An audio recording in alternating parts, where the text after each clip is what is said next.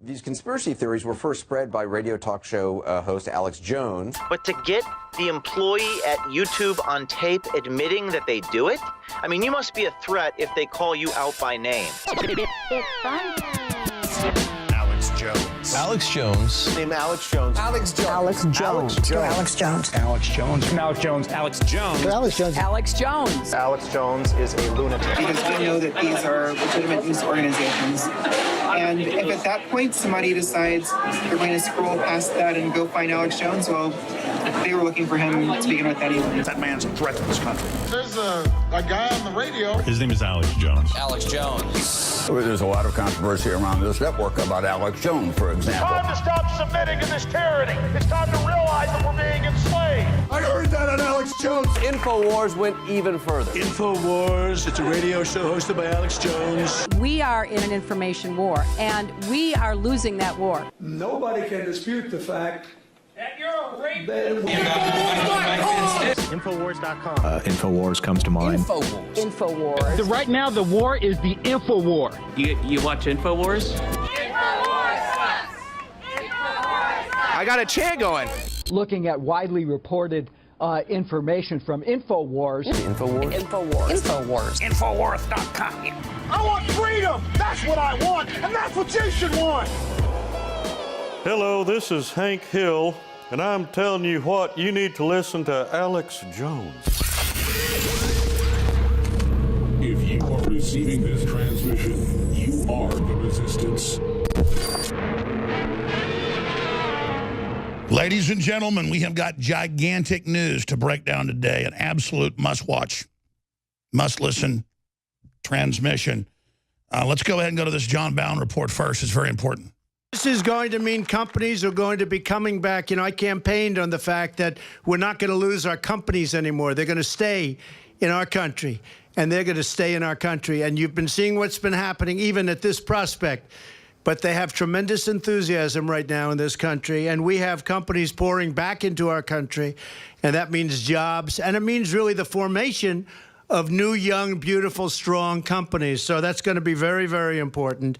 The pass-throughs you know all about, and the small businesses are going to be big beneficiaries. We are going to bring at least $4 trillion back into this country, money that was frozen overseas and in parts and worlds, and some of them don't even like us, and they had the money. Well, they're not going to have the money long. And so it's really, I guess it's very simple when you think you haven't heard this expression, but we are making America great again. You haven't heard that, have you? On one hand, the Democrats, whose policies of expanding welfare, adding $10 billion to our national debt, and the disastrous, unconstitutional Obamacare disruption, pleaded with the American people that they have become increasingly detached from to believe their doomsday scenario regarding the passing of the Republican tax reform bill. Republicans head to the White House for their backslapping and high fives to celebrate passage of a bill against the will of the American people. We have a simple message for our Republican friends. Republicans will rue the day they pass this bill, and you can bet Democrats will make sure of that. We are going to continue to hammer away at why this bill is so unpopular, at why what the Republican rhetoric and the reality is so far apart. Today's passage of the partisan tax bill officially cements the Republican Party as the party of the wealthy, corporations against the middle class and the working people of this country. On the other hand, Republicans defended the intentions of the bill and endured Democratic talking points from media prostitutes. To bring relief to the American families and Nevada families just across this nation. The fact that we're able to create jobs, increase pay wages, and also make sure that our businesses are competitive around this nation makes this a very, very important day. Yeah. What do you say to Senator Schumer, though, that says that you guys are going to rue the day that you pass this bill, that the politics of passing long-term corporate tax cuts but short-term individual cuts is going to catch up to you guys? Your job is to use the Democratic talking points. I understand that. Look, we believe that this product will do two extremely important things for the country. Number one, provide middle-class tax relief. And number two, provide business changes that make us more competitive. With regard to the termination dates, let me tell you what terminates this tax cut. The Democrats taking the Congress next November would turn this into a very short tax bill. So I think focusing on dates that may expire because of the need to fit the reconciliation rules miss the point. Every single Democrat voted for this. They're all committed to repealing it and raising taxes on the American people. That's what's at stake in the fall of 2018. All in all, the proof will be in the pudding. After Trump did in his first year what Obama couldn't do in 8, rallying the American economy to 3% GDP growth, before the bill was even signed by the president, Wells Fargo and Fifth Third Bank have called for a raise in the minimum wage of their employees, while AT&T and Comcast are giving hundreds of thousands of their employees $1,000 bonuses. And when the economic boom continues as a result of this tax reform, maybe it's time that we consider scrapping the Democratic Party, a party that has become nothing more than a bulwark against true American progress. John Bound reporting for Infowars.com. 100% on target. I'm Alex Jones. The main transmission begins in T-minus 60 seconds. Please spread the word about your local station and the video and audio feeds that you're watching right now. That's how we reach new people and win the war. Ladies and gentlemen, thank you for joining us. We're broadcasting worldwide on this Friday. Already the 22nd day of December, 2017. The year is almost over. I intend to open the phones up today, and I intend to cover all the really huge breaking news.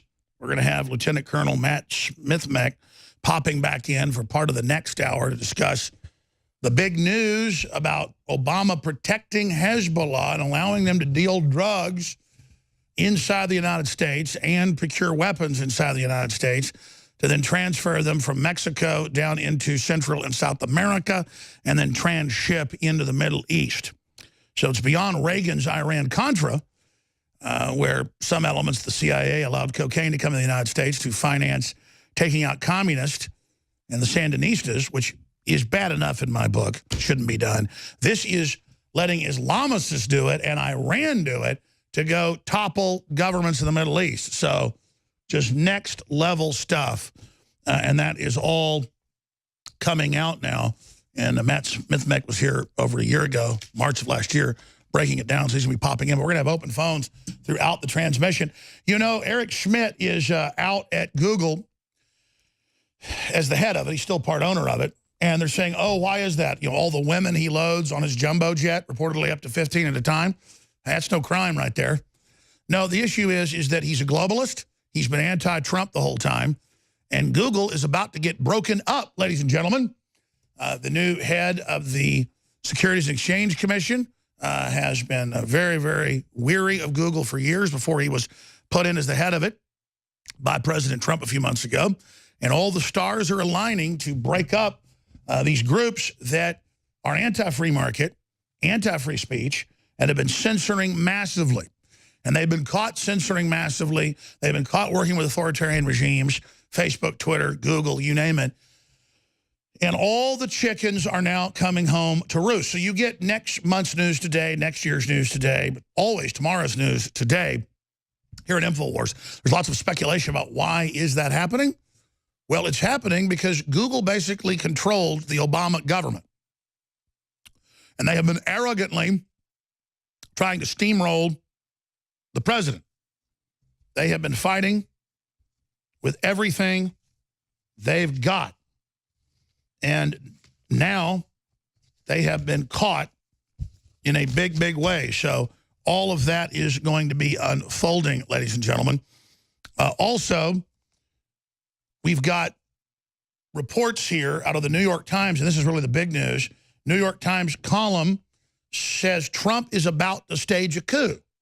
Now, Trump was elected. Trump passed a tax bill. Trump killed the TPP that the president could do because that was done through executive power. It was unconstitutional. He could kill it. Everything he's done has been within the Constitution. Federal courts said he couldn't block people from unvetted nations. But then, ladies and gentlemen, what happened? What unfolded? The Supreme Court said 9-0, he could. So everything he's done has been constitutional. They're the ones trying to overthrow the president. They're the ones openly saying that they are going to try to kill him on a daily basis. They're the ones saying they want a civil war and to resist and to overthrow things. And then every time we point that out, they go, oh, Alex Jones is crazy. That's not happening. Well, here it is.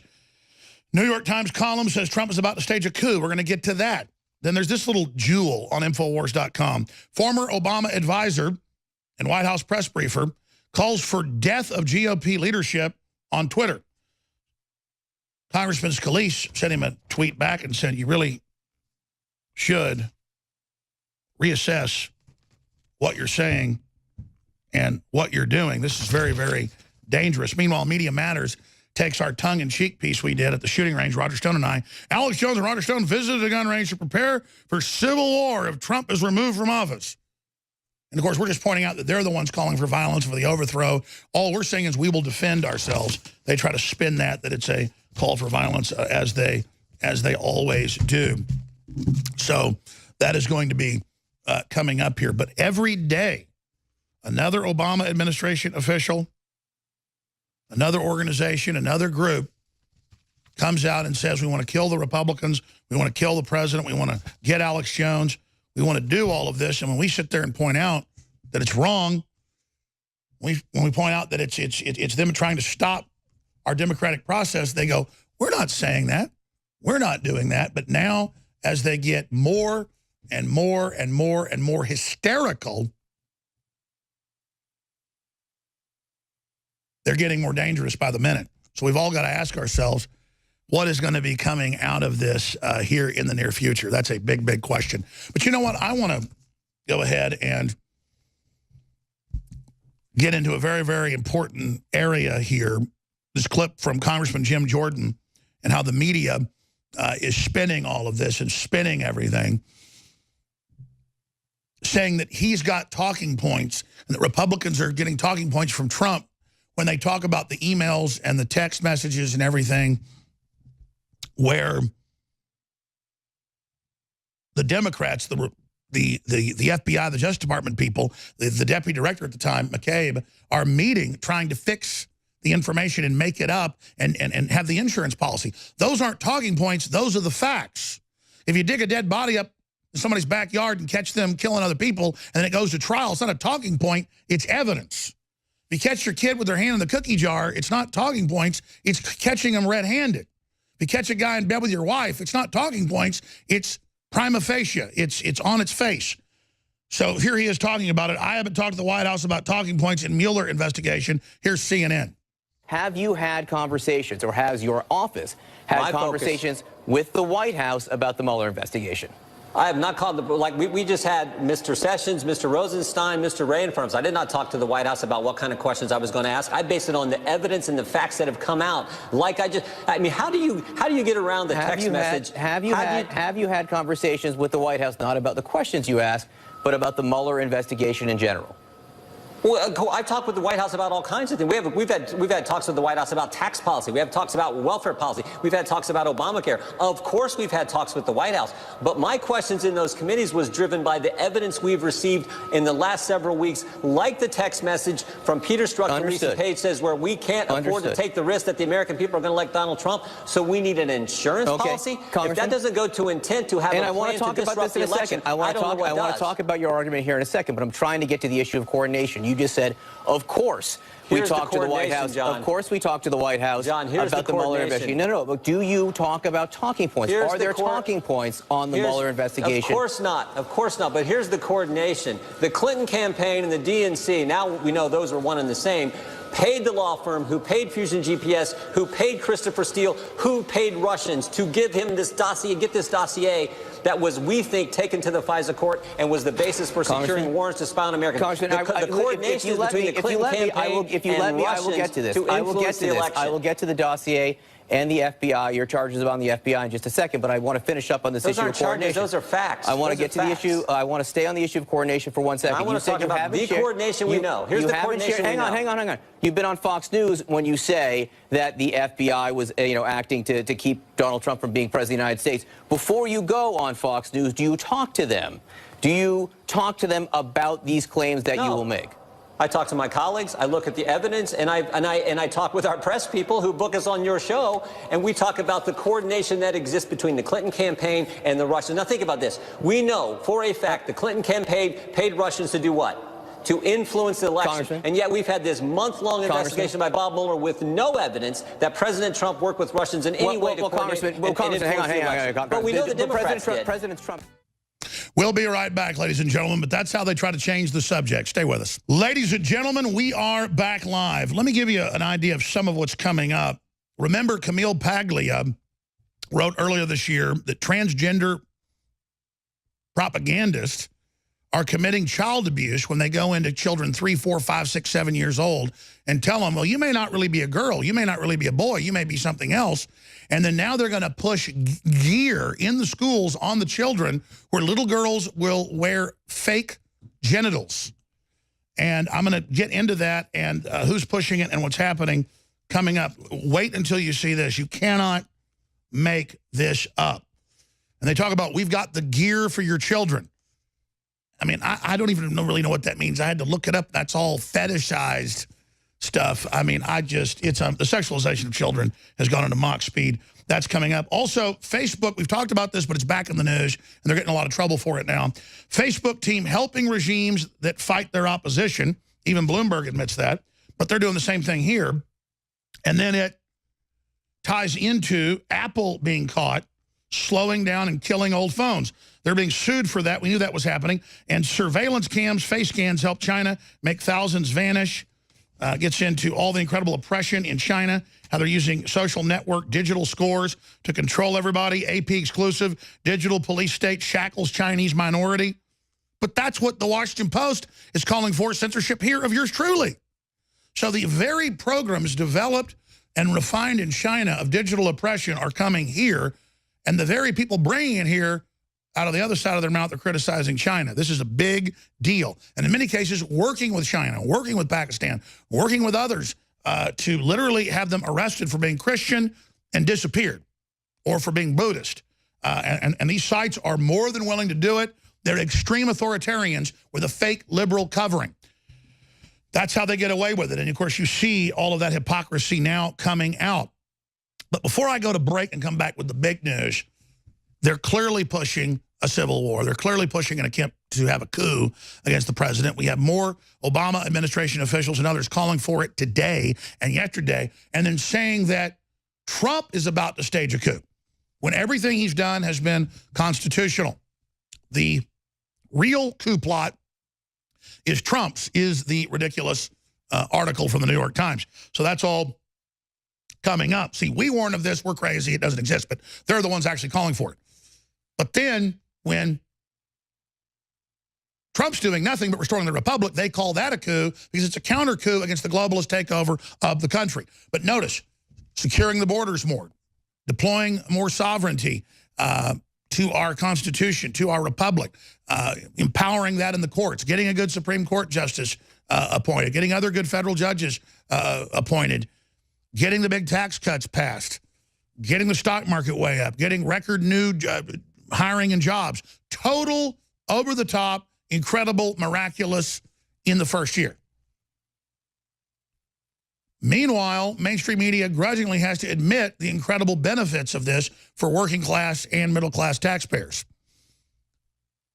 That only panics the establishment more as their Mueller investigation falls apart. So again, they say Trump is the one doing authoritarian things when they're the ones that have been caught engaged in the authoritarianism and are now getting in trouble for their illegal spying on the American people, their illegal leaking, and all the other things, illegally letting the UN import all the, quote, refugees and putting us under a migration treaty that was never signed by the president, never passed by Congress, but just implemented by fiat. Trump is pulling us out of all that. So they see that as a coup because he's chopping off all the globalist tentacles that had almost completely destroyed this nation. You're seeing a miraculous turnaround as soon as the poison of globalism isn't being injected into our veins. Here's a few minutes of the president just an hour and a half ago signing the historic tax bill that passed a few days ago. Here it is. We are going to sign some very important things today. One is a continuing resolution that very importantly gives us the right, and we are ordering $4 billion worth of missile defense equipment and missiles themselves. Very important, top of the line, best in the world. We make the best military product in the world. Nobody is even close. So we're ordering $4 billion worth of missile defense, and that will be done by signing right here and also by notifying the Speaker of the House and President of the Senate designating the missile defense as emergency defense fund. So it's $4 billion for that and $700 million for various other military forms of equipment. And I'm very honored to be doing that. Our military has been doing a fantastic job in so many ways with ISIS, and everything they're touching lately has been working out. So we're signing that.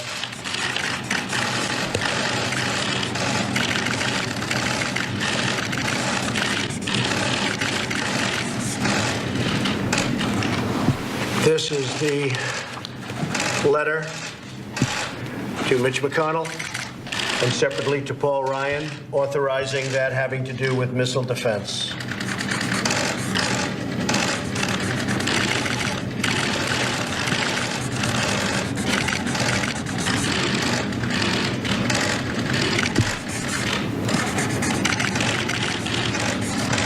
And that's what we call triggering right there. That big old bold signature. Okay. Now law.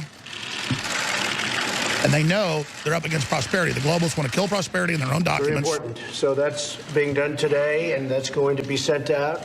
And then when I watched the news, as you know, we had the largest tax cuts in our history just approved. And I was going to wait for a formal signing sometime in early January, but then I watched the news this morning, and they were all saying, will he keep his promise? Will he sign it by Christmas? You were one. But will he sign it by Christmas? And I called downstairs. I said, get it ready. We have to sign it now. We were going to wait till January 7th or 8th and do a big formal ceremony. But every one of the networks was saying, will he keep his promise? Will he sign it for Christmas, before Christmas?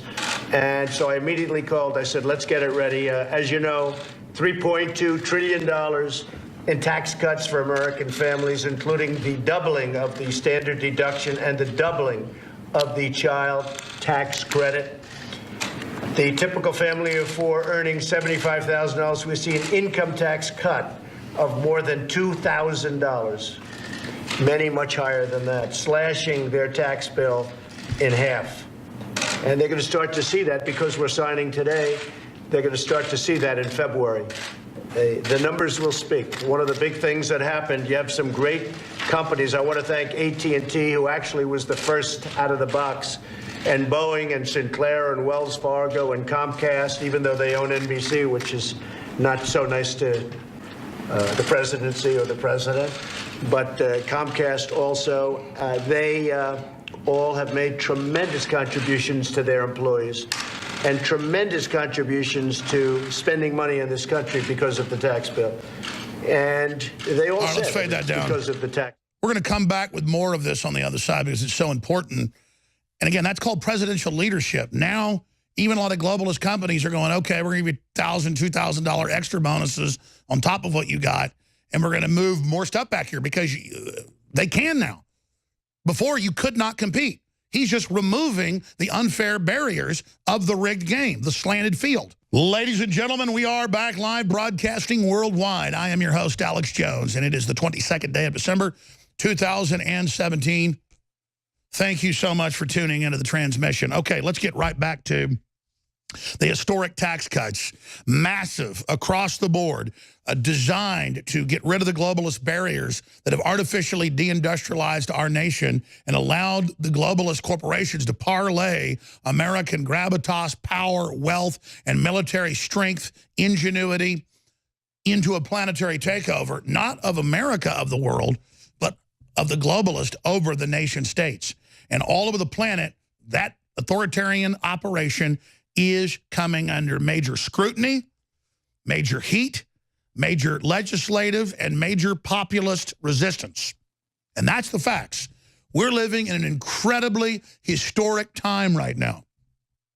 There's a real war going on for the future of humanity against authoritarian, unelected private world government and nation states. Doesn't mean our nation states are perfect, but they're here, they're local, they're made up of us, and we can take our country back. We can take our world back, and it's beginning to happen right now. By the way, Nikki Haley at the UN threatened to basically pull U.S. funding, because the U.S. pays close to half the UN funding if they try to basically override the United States and its move to put an embassy from Tel Aviv to Jerusalem. We've got that report coming up. We've got the market roaring forward on news of the massive tax cuts. But in the next segment, I'm going to drill into Congressman Scalise's response to Obama advisor, Obama press briefer, Ben Rhodes, talking about killing GOP leaders and their obituaries and all the rest of it. So that's coming up. You know, Fox News kind of spins it and says, oh, they're just joking about it. No, they're not joking about it. They're dead serious. It's up on Infowars.com. Former Obama advisor calls for death of GOP leadership on Twitter. So that is coming up. Then it ties into that New York Times article that I was mentioning. But first, I want to finish up with a few minutes of the president just a few hours ago breaking down the historic tax cuts that he was signing, and the big fact that he ceremonially said, okay, it's law, but they were going to wait until January, that's customary on those type bills, in the new year, but that the media kept saying, oh, it's all a lie. He didn't really plan to sign it. It's all fake. And so he said, okay, we'll do it right now. I mean, that's how they spin every single point. That's how they invert into upside down land. So let's go ahead and go to the rest of the president. Thank AT&T, who actually was the first out of the box, and Boeing and Sinclair and Wells Fargo and Comcast, even though they own NBC, which is not so nice to the presidency or the president. But Comcast also, they all have made tremendous contributions to their employees and tremendous contributions to spending money in this country because of the tax bill. And they all said it. It's because of the tax bill. So they're making tremendous investments. That means jobs. It means a lot of things. And we're very happy. So that's AT&T, Boeing, Sinclair, Wells Fargo, Comcast, and now many other companies, as you see. In fact, just this morning, I see 3 more companies came on. A friend of mine, Bob Kraft, called me last night. He said this tax bill is incredible. He owns the New England Patriots, but he's in the paper business, too. And he said, based on this tax bill, he just wanted to let me know that he's going to buy a big plant in the great state of North Carolina, and he's going to build a tremendous paper mill there, or paper products plant. And I've had many calls such as that, where people that are entrepreneurs, people in business, they're going out and they're going to buy, frankly, factories that are closed, abandoned, and now they're not going to be abandoned any longer. Stop there for a minute. And even that's critical, because, again, the climate was set up politically and economically where you really couldn't build viable factories and startup industries and many other systems in this country. We were being deindustrialized. We were told you're going to be a service economy in the 80s and 90s. That's contracting, as everybody knows. And it was made to order for big monopolies like Amazon, Apple, Google, and others to come in and just totally consolidate control with their sweatshop-style labor practices. Because, again, they're allied with authoritarian states like China, Pakistan, and others who help oppress their own people. That tells you who they are, and that's coming up. That's coming up later in the next hour. I'm going to get into a whole section on that. It's so vitally important. There's some other good news, too, I want to get to, but the fact that the president's saying, hey, we're going to remove these unfair taxes, these trade barriers. It's a tariff when the U.S. has a 38.9% and China has a 15%. That's a tariff on money, on being located there. And that giant tariff of 20-plus points is going bye-bye next year. Bye-bye. And imagine, it's always customary for a president to wait until the new year to sign the full bill. Sometimes they'll ceremonially show the bill, but they'll generally not sign it. But the media had to spin that, oh, you didn't really get that victory, to just affect your mind, even if you know it's a lie, to kind of hit the dopamine receptors in your brain and tell you, no, you didn't have a victory. It was all a fraud. He wasn't real. Because then you've got to carry out the thought process and find out that they're liars. And the president's got to counter-strike back, and then they whine and complain and go, how dare you say that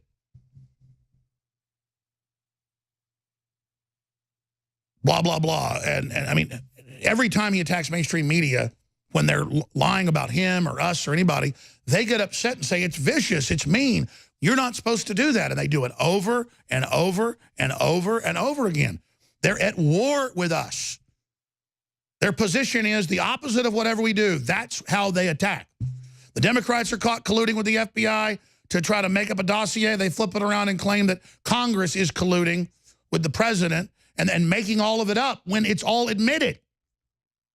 But that's how they lie. It's how they obfuscate. And it makes my head, quite frankly, spin sometimes. But let's finish up with the president. Bigger impact faster than I thought.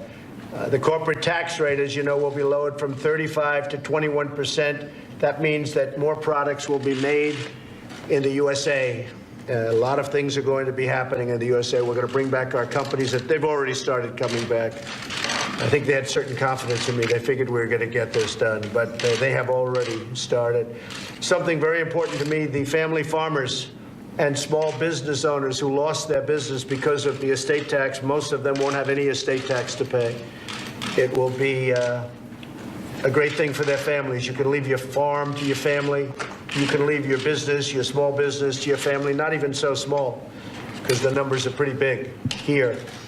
So they'll be exempt from having to pay estate tax, which will be tremendous. They'll keep their farms and their businesses in the family. Businesses will be able to deduct 100% of the cost of their capital investments in the year the investment is made. That's called expensing. And to do one-year expensing, I think, is going to be one of the biggest things in the bill, frankly. I think people are going to go out and absolutely go wild over expensing. Bob Kraft mentioned that last night in his telephone call. The fact that they can do one-year expensing is a fantastic asset.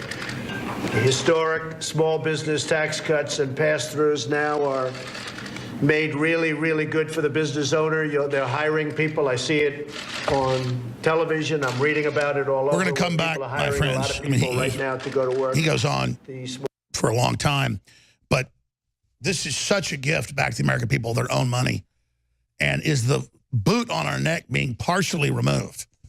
And everybody had confidence in Trump, and that's why the economy stabilized, despite the fact the globalists were trying to kill it, admittedly were. And now that the delivery has happened, I think we're going to be at 10% growth rates in a year and a half.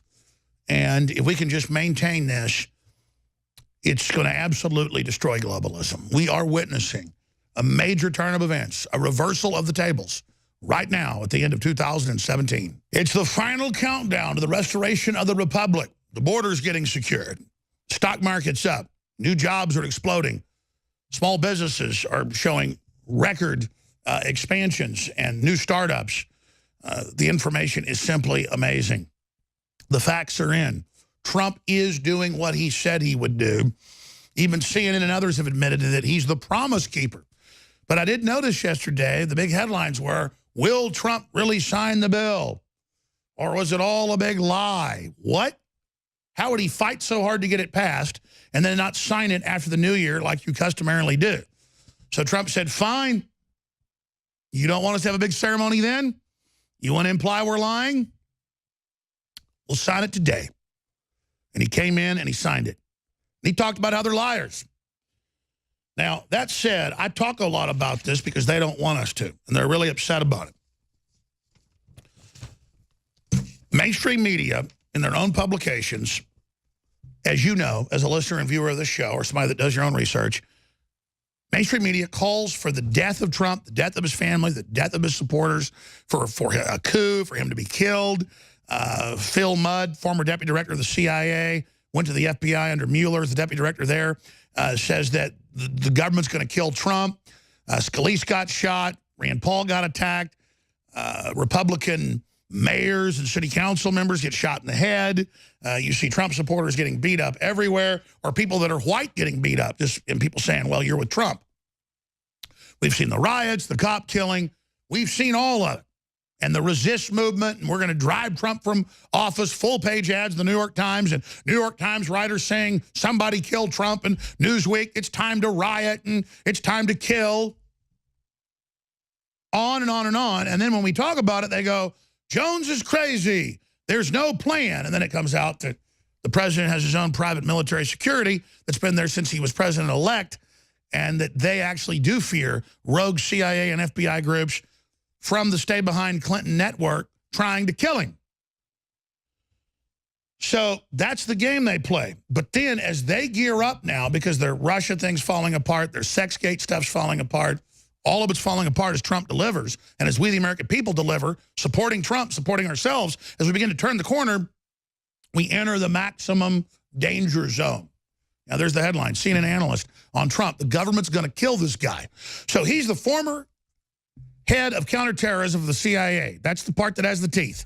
That's the part that tortures people and all of it. And he's been in lawsuits over it. So, I mean, he's a killer or a guy that commands killers. And he's there saying, we're going to kill him. The government's going to kill him. I pointed out, and the media goes, oh, you're crazy. They have the Aspen Institute with Wolf Blitzer, Brennan and Clapper, former head of the CIA, former head of national intelligence, and they go, he'll be gone by the end of the year. And Blitzer goes, impeachment? And they go, no, extrajudicially. That means outside of law. Extrajudicial means throw a bag over your head, throw you in a van, and take you to a place to throw you in a vat of acid. Or put cement shoes on you. What it means is we're going to kill him. And then congressmen were briefed on this by the Democrats that said, you better get in line when Trump disappears. All of you Republicans speak out when he goes down, you're next.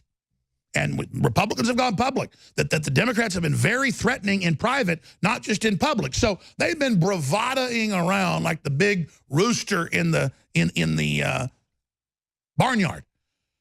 They've been walking around, kicking and strutting and getting everybody's face to act powerful so that their own minions hold on inside their bureaucratic stay-behind networks.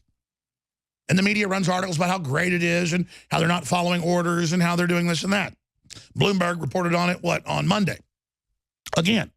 So, New York Times column says Trump is about to stage a coup.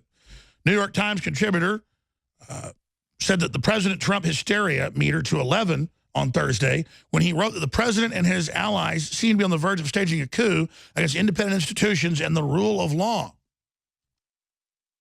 It's you guys with the fake dossiers and the illegal spying and all the criminal networks. In the column, The Real Coup Plot is Trump, New York Times contributor and Harvard University lecturer, Yashaka Monkabunker, however you say it, warns readers about the upcoming assault on American democracy that the president is plotting. Fox News host Jesse Waters recently claimed that in the midst of all the alleged bias with the FBI, that we have a coup on our hands in America. Monk doesn't cite any evidence that Trump is preparing to fire special counsel Robert Mueller, the president after all. He said repeatedly that he doesn't intend to. If you dare criticize Mueller, you're making yourself an active accomplice, this is a quote, in a deliberate assault on our democracy. That's right. If you defend yourself from a kangaroo rogue group put in by the Clintons that's been proven to be a fraud, if you even speak back at them, it's like talking back to God. You don't do that. Mueller is God. Speaker of the House Paul Ryan and Senate Majority Leader Mitch McConnell were busy passing tax cuts for over 80% of Americans. Now they're equally to blame for the public's growing mistrust of the Russia probe, according to the New York Times. So, see, now that brings us to this little jewel. Obama advisor and press briefer Ben Rhodes slammed for tweet joking about GOP leaders and obits. Well, he wasn't joking. He came out and said he can't wait to see them in obituaries. Former Obama advisor calls for death of GOP on Twitter. Obama aide Ben Rhodes hopes to see Ryan, McConnell, and Pence dead. Obama advisor Ben Rhodes, but he won't do it. He'll just hype it and hope some crazy does. Obama, Ben Rhodes, a supporter, crossed the line with many Americans when he tweeted that he hopes for the death of Paul Ryan, Mitch McConnell and Mike Pence. Another Obama aide, Dan Pfeiffer, commented on Instagram picture posted by Donald Trump saying, I hope this is the photo they use on the front page of the Times the day he is indicted. What, by your swamp creature? I hope this is the photo, again, that they have on the front page of the Times the day he is indicted. And then Ben Rhodes says, alongside the obits for Ryan, McConnell, and Pence, yeah, helping take the foot off the neck of the American people under our push and getting real tax cuts and getting real reform on corporate tax. Man, that makes you angry, doesn't it? Because you hate flyover America. You hate the American people, you parasite. Because, see, they're globalists hired because they're bad people. And people that always abuse somebody or suck off of them, they never love them. They always hate who they're abusing. They always hate who they're robbing so they can feel good about it. You understand? That's how parasites operate. Republican Steve Scalise of Louisiana, who survived the assassination attempt in June, when a psychotic liberal targeted conservative politicians, replied to Rhodes by warning, you may want to reconsider your rhetoric. So this is literally a down with the USA crowd. Meanwhile, myself and Roger Stone go to the shooting range. We tongue-in-cheek joke around, you know, they're all calling for martial law and war, and, you know, if they're going to come after us, we're going to defend ourselves. But, you know, we hope to be able to defeat them, and it doesn't go to that point. But we clearly prefaced it 5 or 6 times that we don't believe in offensive operations. We believe in defensive. And so Roger admits he doesn't go shooting often, so they point out that he didn't have perfect etiquette and things like that. We said that in the video. It was an hour-and-a-half live feed. But they then imply that we are calling for violence and that we are calling for all of this. When we're saying you're calling for it, we're here to defend ourselves. Alex Jones and Roger Stone visited a gun range to prepare for civil war if Trump is removed from office. And now that they've written about it, now hundreds of publications will write about it, which is good. I'm trolling them. I'm betting on the people seeing through your propaganda. All right, coming up, we're going to look at the shakeup at Google, and what's really behind that is Eric Schmidt is out.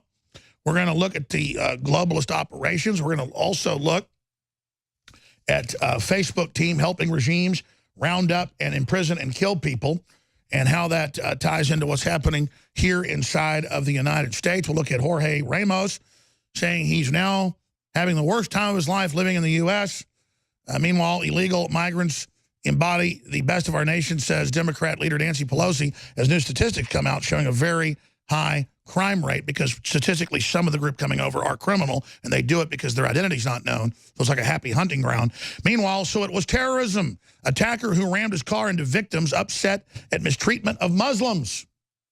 But the media said he was a Muslim, but he was just mentally ill. So the ongoing cover-up only intensifies. By the way, I want to thank you all for doing a lot of your Christmas shopping at InfoWarsStore.com. And it's still time in many areas of the country to be able to get shipped products before Christmas. But it doesn't matter. Give yourself the gift of high-quality, fluoride-free toothpaste, emboldened and fortified with colloidal silver and iodine. Super Blue toothpaste still 50% off for adults and children, plus the mouthwashes as well. And Myco ZX, out for over 6 months because it's so hard to procure these incredible organic compounds known to destroy and knock out the mold and the yeast that has taken over so many people's guts. This is beyond probiotics. It's next level, and it's 25% off, even though it's been sold out for 6 months. Myco ZX, it goes great with our Floralife 50 billion live culture, super high-quality probiotics. Those are 50% off right now, and there's free shipping store-wide at InfoWarsStore.com or 888-253-3139. Thank you all for your support, and Merry Christmas. I'm going to open the phones up at the bottom of the hour. And I want to specifically ask you, the listeners, we're starting to really turn the tide and have some big victories of nationalism, of productivity, of prosperity for the average person, the cornucopia of the free market. The globalists don't like that, obviously. How are they going to counter-strike?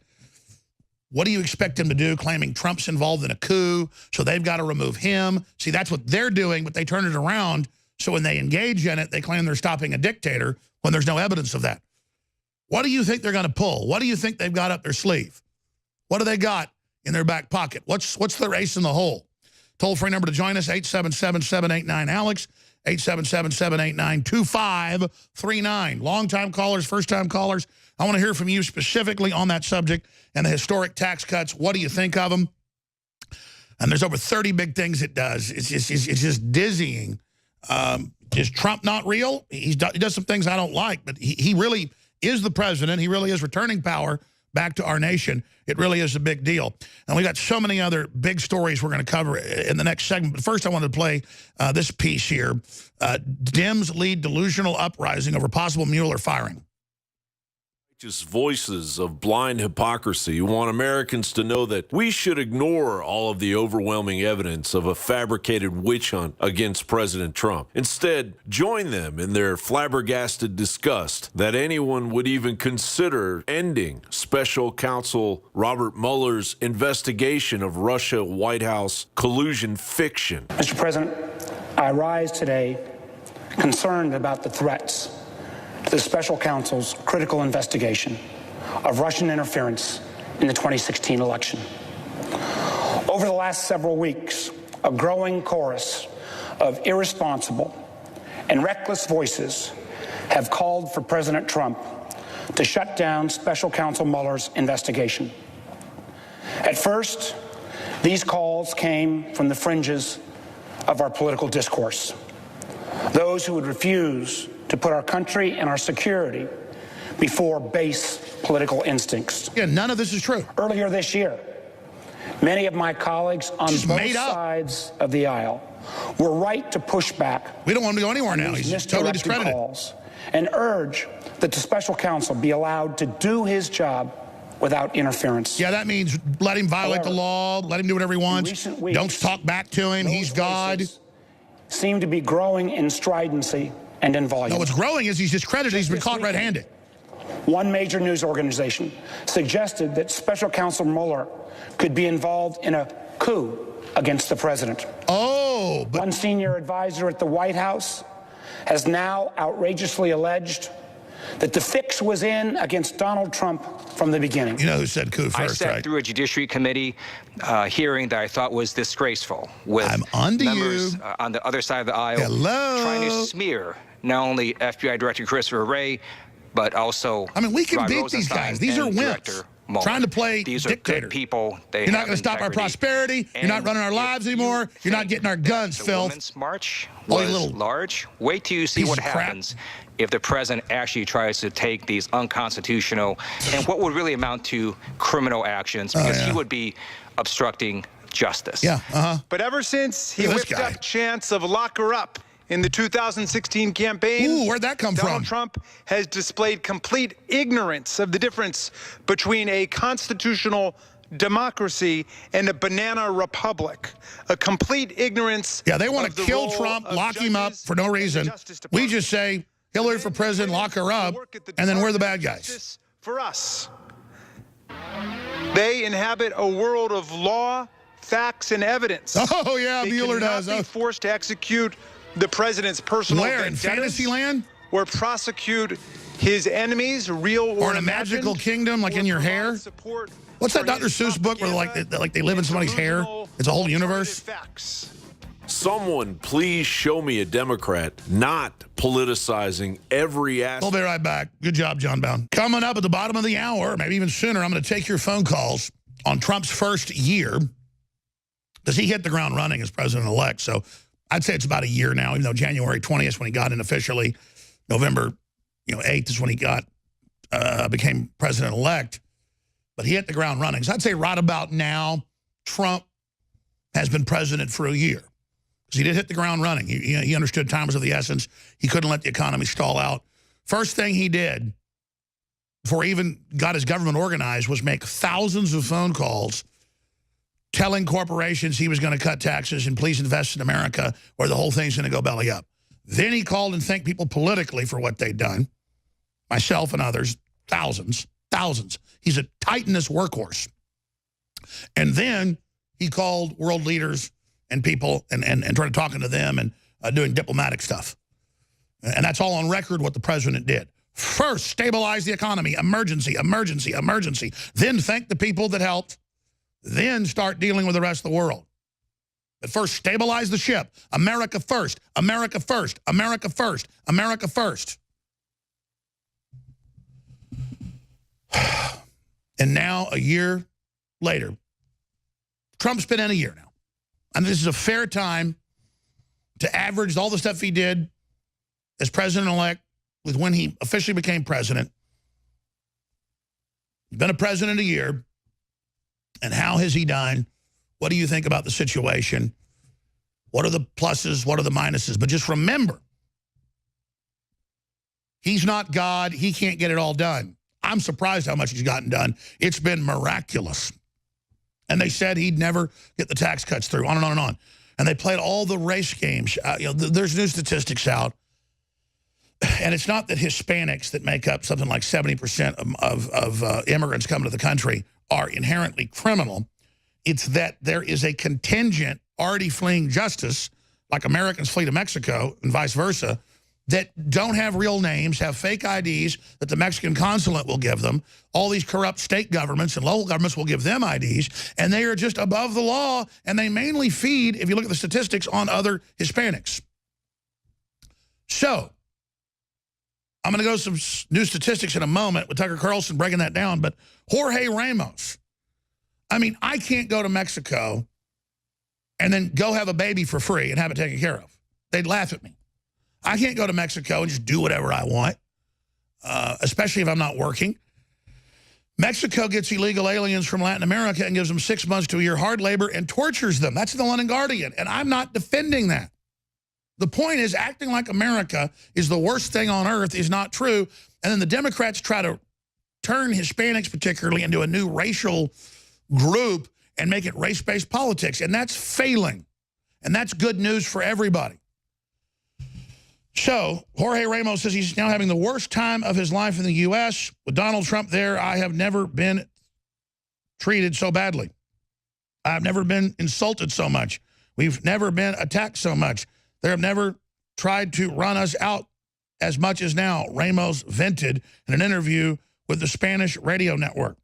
Ramos, who proclaimed himself is not the enemy, but an opponent of Trump in the interview, complained about the massive blowback he's received since deciding to use his media platform to openly oppose the choice over 62 million Americans who voted in last year's election. Then he complains about social networks. The social networks are 10-to-1 against libertarians, nationalists, and conservatives. But we know most of them are bots. We know it's fake. So we don't care if we get ridiculed. We keep hammering back. But everybody knows the Democrats, the globalists, the liberals are way more threatening, way more hateful, constantly calling for violence. And then when Kate Stanley gets shot in the back and the virtue signaling, mainly white jury lets the guy who'd been deported, 5 times and committed all these crimes, lets him go. Not even manslaughter, not even accidental. Because they couldn't signal that it was wrong to shoot her in the back. What about Kate? Well, signs were put up at the university there in San Francisco, and folks pulled them down and said, this is racist. All it said was she had dreams too. Like, she's a human too. She has rights too. But then Nancy Pelosi virtue signals and says illegal migrants embody the best of our nation. Not migrants, not people coming here to work, not people coming here to be Americans, but migrants, which means illegals. Illegal migrants, quote, embody the best of our nation, says the leader of the Democrats in the House of Representatives, Nancy Pelosi. The flattery of illegals came December 21st as Pelosi urged the House Committee on Rules to include an amnesty for 3.25 million dreamer illegals in 2-week budget resolution. The problem is most of those folks are 40 years old with fake names. They're not really dreamers. It's kind of like the Islamicist, where you got 30-year-old and 25-year-old men in Dutch, Swedish, and German schools because they say they're 16.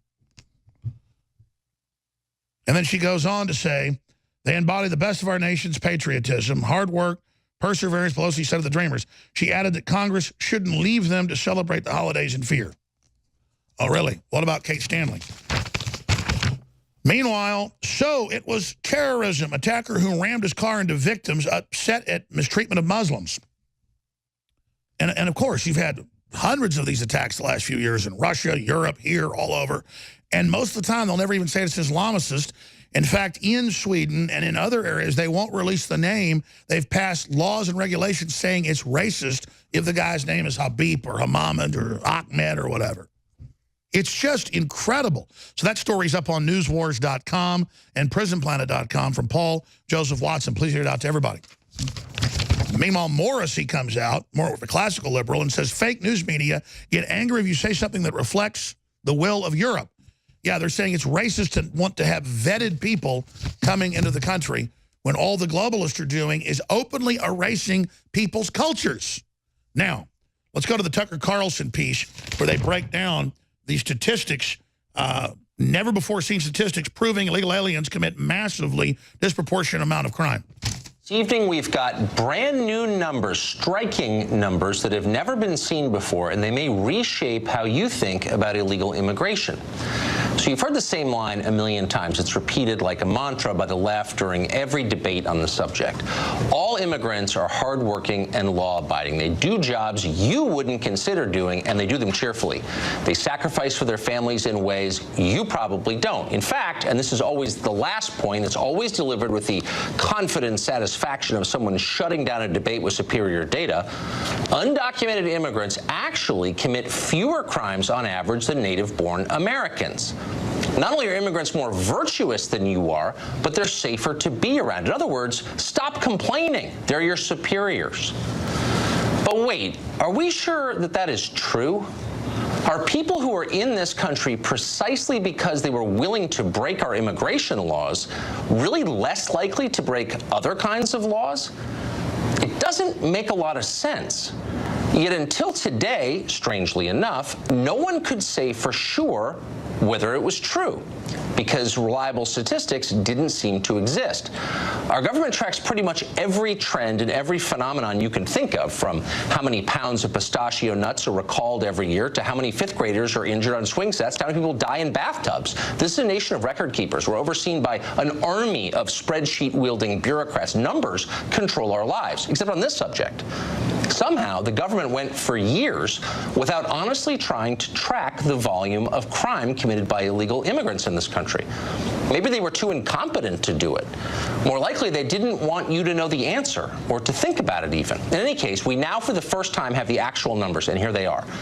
According to statistics from the U.S. Sentencing Commission, non-citizens are actually far more likely to commit serious crimes than Americans are. Non-citizens account for 22%, more than a fifth of all federal murder convictions. You know what? Let's stop right here. Let's back this up about 30 seconds. I'm going to come back and break this down. And the reason I knew this was the statistics were already there. Hispanic immigrants on average have a low crime rate, but there is a minority subgroup of hardened criminals that commit hugely disproportionate amounts of crime because they can't be tracked. That's why you have this anomaly. We'll explain it on the other side. Both sides of this are actually true.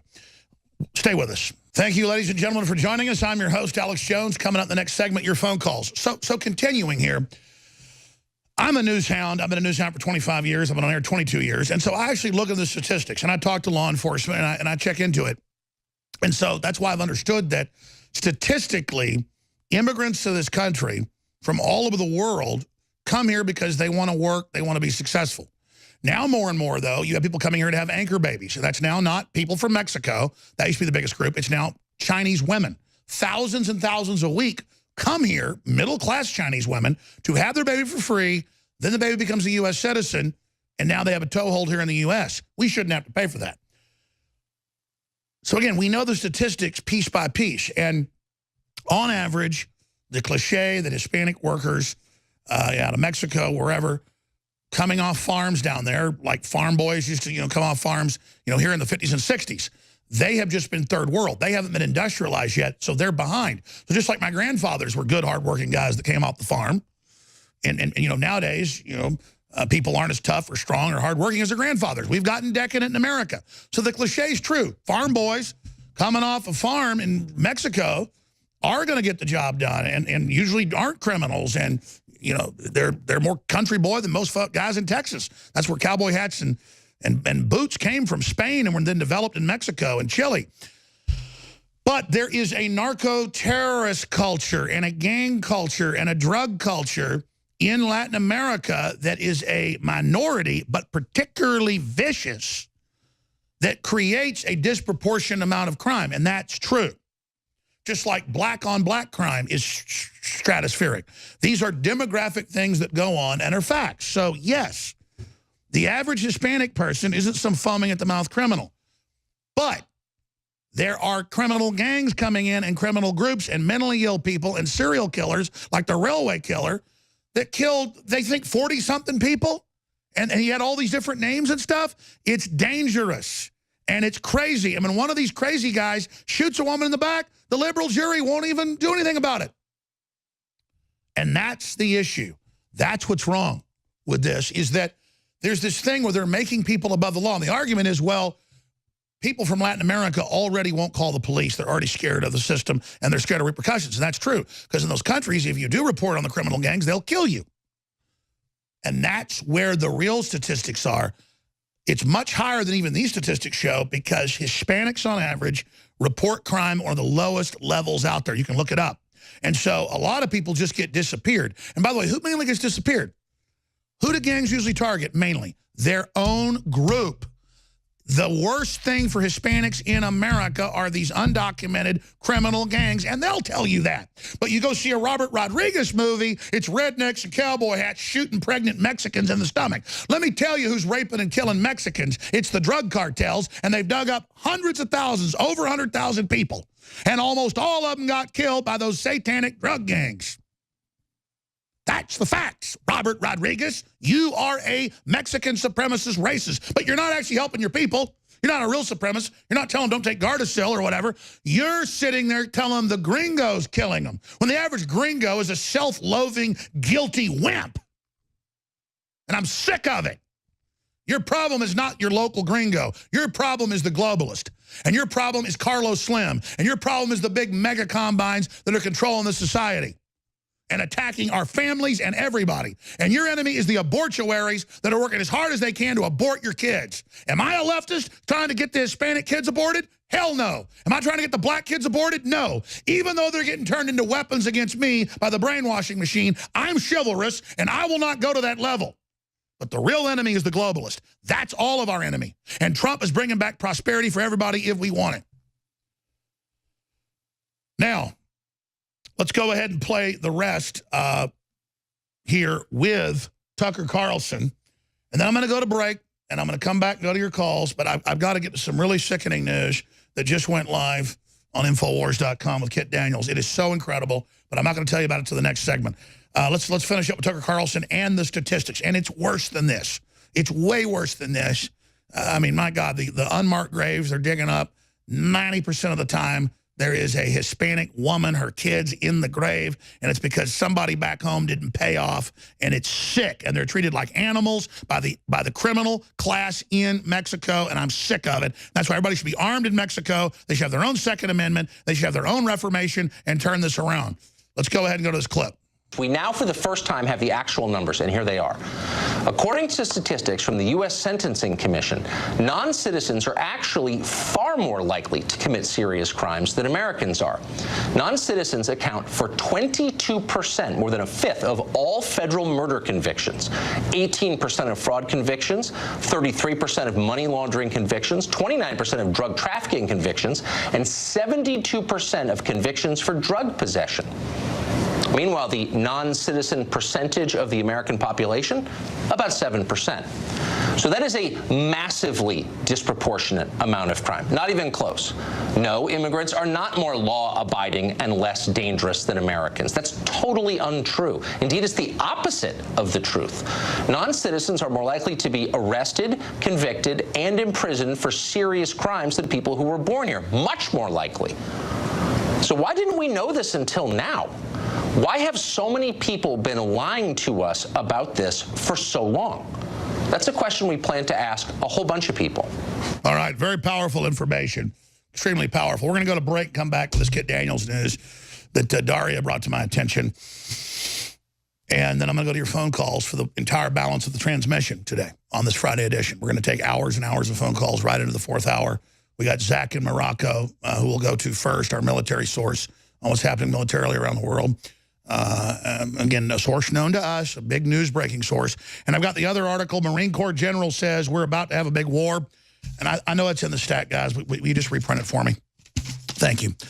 So that's coming up. Just briefly, I want to thank the listeners for all they've done making this broadcast possible. Without you, we wouldn't be here. And you've done it again. This December was better than last December for our funding. Not a lot bigger, but the fact that almost everybody else has contracted because last year was an election year, but that we have expanded despite all the censorship, all the attacks, getting our sponsors, kicking us off Google ads. Despite all that, in 2017, we have now brought in more capital than we did in 2016. I salute you all, and I thank you. And we just crossed that line a few days ago. So I will be able to hopefully expand and hire another 5, 6 reporters, more editors, more video people, finish out the new studio, buy more satellite time on TV, and reach out to UHF, VHF, and cable for the big expansion this year into terrestrial television because of all the censorship we're facing on the internet. So I salute you, and despite all the attacks, thank you for the prayers. We made it through it so far by the grace of our Heavenly Father and His Son, Jesus Christ. So, again, all the praise goes to Christ, and all the thanks goes, again, to God. And I just want to ask you all to commit to help fortify and help us move forward. InfoWarsStore.com, still 50% off. Some areas of the U.S. you'll still get it before Christmas, but give yourself the gift of high-quality fluoride-free toothpaste. Give yourself the gift of Myco ZX, out for over 6 months. Now back in stock, 25% off. A next-level probiotic that gets the fungus and the mold and the yeast and destroys its the slime wall it creates to steal your nutrients. It's very important. Most people have this problem. Get your Myco ZX back in stock, InfoWarsStore.com or 888-253-3139. Thank you all. You have beat the enemy. You have crushed them. Your will has crushed the enemy. Woo! Yeah! The Republic is back. We are the resistance to the globalists and their worldwide corporate tyranny. And we are well on our way to restoring our Republic with our prosperity, our Bill of Rights, our Constitution, and so much more. Ladies and gentlemen, I am your host, Alex Jones. Infowars.com and newswars.com are the main sites. We're going to be talking to Zach in Morocco, who's a great military source for us about big breaking news in a moment. And then I will go to your calls. And then we'll break down the big article in the Army Times with the top Marine general saying war is basically imminent. Top Marine general, there's a war coming.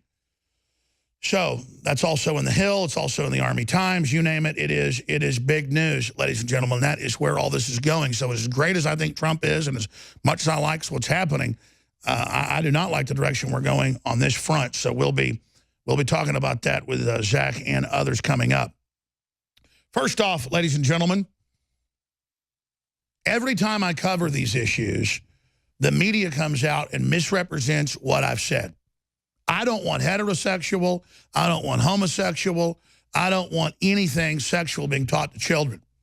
If they want to have health class, you know, in the 7th, 8th grade and teach people about the mechanics of the body, fine. But parents that didn't want that decades ago knew where the sexualization of children angle was leading. Give them a textbook, whatever, but don't sit there and have the system getting involved in the reproductive system of our children. The state's always been obsessed with this as a tool of social control.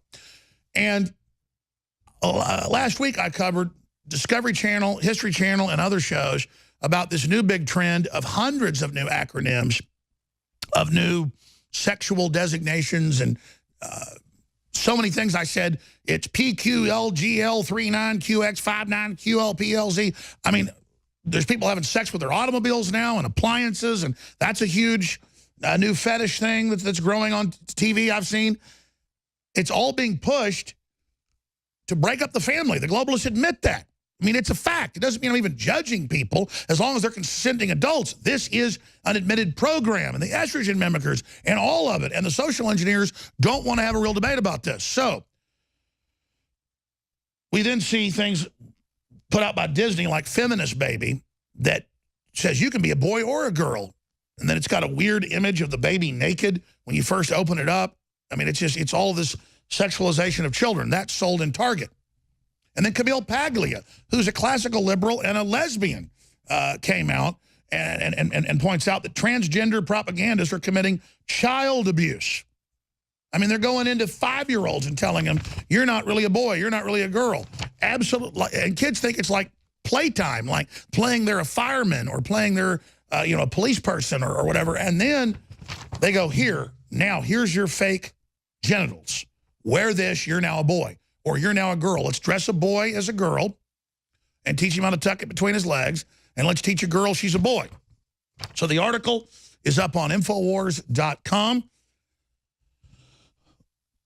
Little transgender shop sells fake genitals for little girls. Stand to pee genitals, the P word, designed for ages 8 to 13, store proudly declares. I won't even say the name because YouTube will use it to age restrict it, so I can't warn people if I say what they're going to teach 3-year-olds. You understand? I can't say to you on talk radio or on YouTube what they're doing to children because it might hurt children, but they're doing it to children. The mother of a young transgender is selling fake genitals for little girls. Fake Johnsons. Her website, transkids.biz, offers products ranging from tiny silicone male genitals in circumcised and uncircumcised models, genitals, pack holders, instead of little cars, little dolls, you have a little pack holder, and transgender books for kids. A girl like any other. Backwards Day, teaching you to be a girl. Princess of Great Darling. Trans Kids is run by Sarah, who also runs a site for trans guys called FT, I can't even pronounce this, says the About Us page featuring a pink-haired proprietor after years of helping adults find high-quality gender expression gear. She saw the need for a site and a store that focused more on kids and their unique needs. Yeah, it's kind of like, I owned a liquor store and sold to adults at 21, but now I'm going to sell liquor directly to kids. If you want to sell this to adults, lady, knock yourself out. Stay away from kids. Stay away. Sarah is also the parent. This is what Camille Paglia talks about. Can you imagine? She's also the parent of a young transgender girl. So she has a son that she's taught to be a boy. Or she's got a son she's taught to be a girl. How can you believe this? Sarah is also the parent of a young transgender girl. So she hopes, you're not supposed to use the word girl. Oh, but see, they define what words you can use. They can use it. Sarah is also the parent of a young transgender girl. So she hopes that all parents coming here can trust this is a safe and affirming place where helping your kids live fully is our main goal. The fake gel genitals are designed for ages 8 to 13 according to their product page. This is the smallest stand-to-pee device that we have seen. It states, designed especially for younger folks, 8 to 13 years old. These are discreet enough that they can be worn all day under the clothes. If your child was assigned female at birth but wants to stand up while urinating, this just might work great for them. And then we've got the images of it. I mean, this is the bizarre perversion, the weirdness, the mass mental illness. Just like all over the UK and the US, they're now paying to have their eyes removed or Drano poured in their eyes. And the taxpayers will pay for you to be blind because you identify as a blind person. That's mental illness. People are now identifying as dogs. The store underscores how young children are increasingly being pressured to reconsider their gender identity, which critics have blasted as a form of child abuse. And then that's Camille Paglia talking about it. But there's another factor at play. Estrogen mimickers in household goods and grocery stores and groceries, especially bisphenol A in plastics and atrazine, as well as foods, highly processed with soy ingredients, both of which are said to contribute to the low testosterone soy boy pandemic. Bisphenol A, BPA in particular, is known as a gender-bending chemical because of its link to male impotence and low sperm counts. Yeah, me and my son were driving to work this morning because he's off because of Christmas, and I saw one of those little mini cars, and the British one, I forget the name, and it had a pink license plate and said resist, and I said, wait, it's going to be a soy boy. We drove by, the guy looked like a concentration camp victim, and every time you see it, I mean, they are just totally leaderless. They have no idea. They're totally confused. They just glom onto media, glom onto the bots that tell them, have a pink license plate, you know, drive the little mini car. And again, if one person was doing it or 10 people or 1,000, it's a cult. Estrogen mimickers increase estrogen activity in young men, leading to social anxiety and bitch tits. That's what medically called. So it's really not surprising that there's a generation of celibate hipsters running around in skinny jeans who are scared to death of the first of fist fights and women. Yeah, that's it. And it's been done. So here's the website, Trans Kids. And this is what's being pushed in the schools. It's what's being pushed with the sexualization, with drag queens at the schools and kids pole dancing and giving drag queens money. I mean, you wouldn't have a heterosexual, a woman in there pole dancing and 3-year-olds and 5-year-olds handing them cash. That's for topless bars. Stop sexualizing children. Stop doing it. It's child abuse, just like Camille Paglia said, and it's all about the sexualization of children. It's an agenda of Hollywood and the globalists, and it's meant to break up our families and make us leaderless and absolutely in the male and the female biologically under the THX 1138 Brave New World program of UNESCO and the UN, which is documented, admitted. Look up atrazine. Look it all up for yourself. We're going to go to break and come back with Zach in Morocco with his latest information, and then all of your phone calls through this hour right into the next. Speak out. Say no to this. Be aware of it. And understand the parents doing this to young children, in my view, are abusing them. This is abusive. It's bizarre. It's sick. We'll be right back. Stop experimenting on your children. But after all, we're all in a big experiment right now under globalism. We're under chemical, biological, cultural, and spiritual attack. Wake up, resist, and we will win. You mark my words. YouTube, Facebook, and others are either going to take the video down when I upload this or say it's age restricted, because that's how they keep the public from learning what's going on with the children. It's all an agenda. They can go into 3-, 4-, and 5-year-olds in public schools and tell them, you're a little girl if you're a boy. You're a boy if you're a little girl. You're a girl if you're a little boy. And vice versa. As Camille Paglia says, serious child abuse. But then if we even try to show you what they publicly put on the website, we'll have our website shut down. So we have it blurred out here. But notice the little transgender books they're giving the kids and the fake prosthetic genitals for the little girls, they show it in the hand. Now, again, the hand on the image of the prosthesis of the artificial genital. And again, that's what's on their actual site, ladies and gentlemen. And people will say, hey, it's okay to have adults tell little kids about this. Just don't show adults on YouTube or other children. Good Lord. Get it off the screen. I can't look at it anymore. And this is so little girls can urinate. And the parents can go in and say it's your choice at age 4 whether you want to be a boy or girl. You can't go into a child and say it's your choice if you want to take PCP or drink a bottle of Jack Daniels or if you want to take inoculations or if you want to date the next door neighbor. You're not at the age of consent. This is abuse. Cut and dry. And Google and Facebook and Twitter are all there pushing it. And it's not hate of someone that thinks they're another sex. It's the hate of pushing garbage, whether it's heterosexual, homosexual, whatever it is, on children. Leave the children alone. Hey, teacher, leave them kids alone. Hey, NAMBLA, leave them kids alone. Because all in all, it's be another brick in the wall. And the rebellion against what you've done is going to be massive in Generation X, Generation Y, Generation Z, all the rest of it as humanity awakens. I'm done ranting. It's just unbelievable. I saw this morning as they were writing the article about it. It upset me the last hour. I just bit my tongue. I'm so mad. Leave the kids alone, for heaven's sakes. You freaks. God almighty. Heterosexual, homosexual, it's all called pedophilia when you target kids. So knock it off. The whole branding of this, and a lot of liberals, they want a social virtue signal with every new thing. So they're not into this stuff. They just, okay, Muslims aren't terrorists, and cutting women's genitals off is liberal, and throwing gays off buildings is, and Islam is good, and sexualizing small children is good, and, because I'm in a virtue signal, I'm in a virtue signal, I'm in a virtue signal, just like me, just like me, just like me, and you're these alone nobodies. The leftists always walk up and go, boo, boo, boo, knock my drink over or whatever, and everybody hates you, don't you feel ashamed? And I just bask like it's the sun. I go, quite proud, taking America back, and the world's next, and we're turning things around and praising the family and free market and Jesus Christ. And how you like that? And they just go, yeah, I'm not like you. I'm not like you people. I'm not an empty person that's off what other people think about me. I've got something in me. Understand? In me. Right here, right here, and right here. Right here. 3 spots. Boom, boom, boom. Right here. Wow, that's what I go off of. Feels good there. See, it's called a conscience. It's called my wiring. I follow that. My wiring. You haven't got to my wiring yet. You're trying to get to everybody else's wiring, but you're going to fail. All right, I'm going to shut up and go to these calls. So we got them loaded up. Phil, Kevin, John, Rich, Deborah, Eugene, Jeff, Lewis, Corey. We're going to go to all of you. Thank you for holding. Thank you for calling in. We're going to get to you.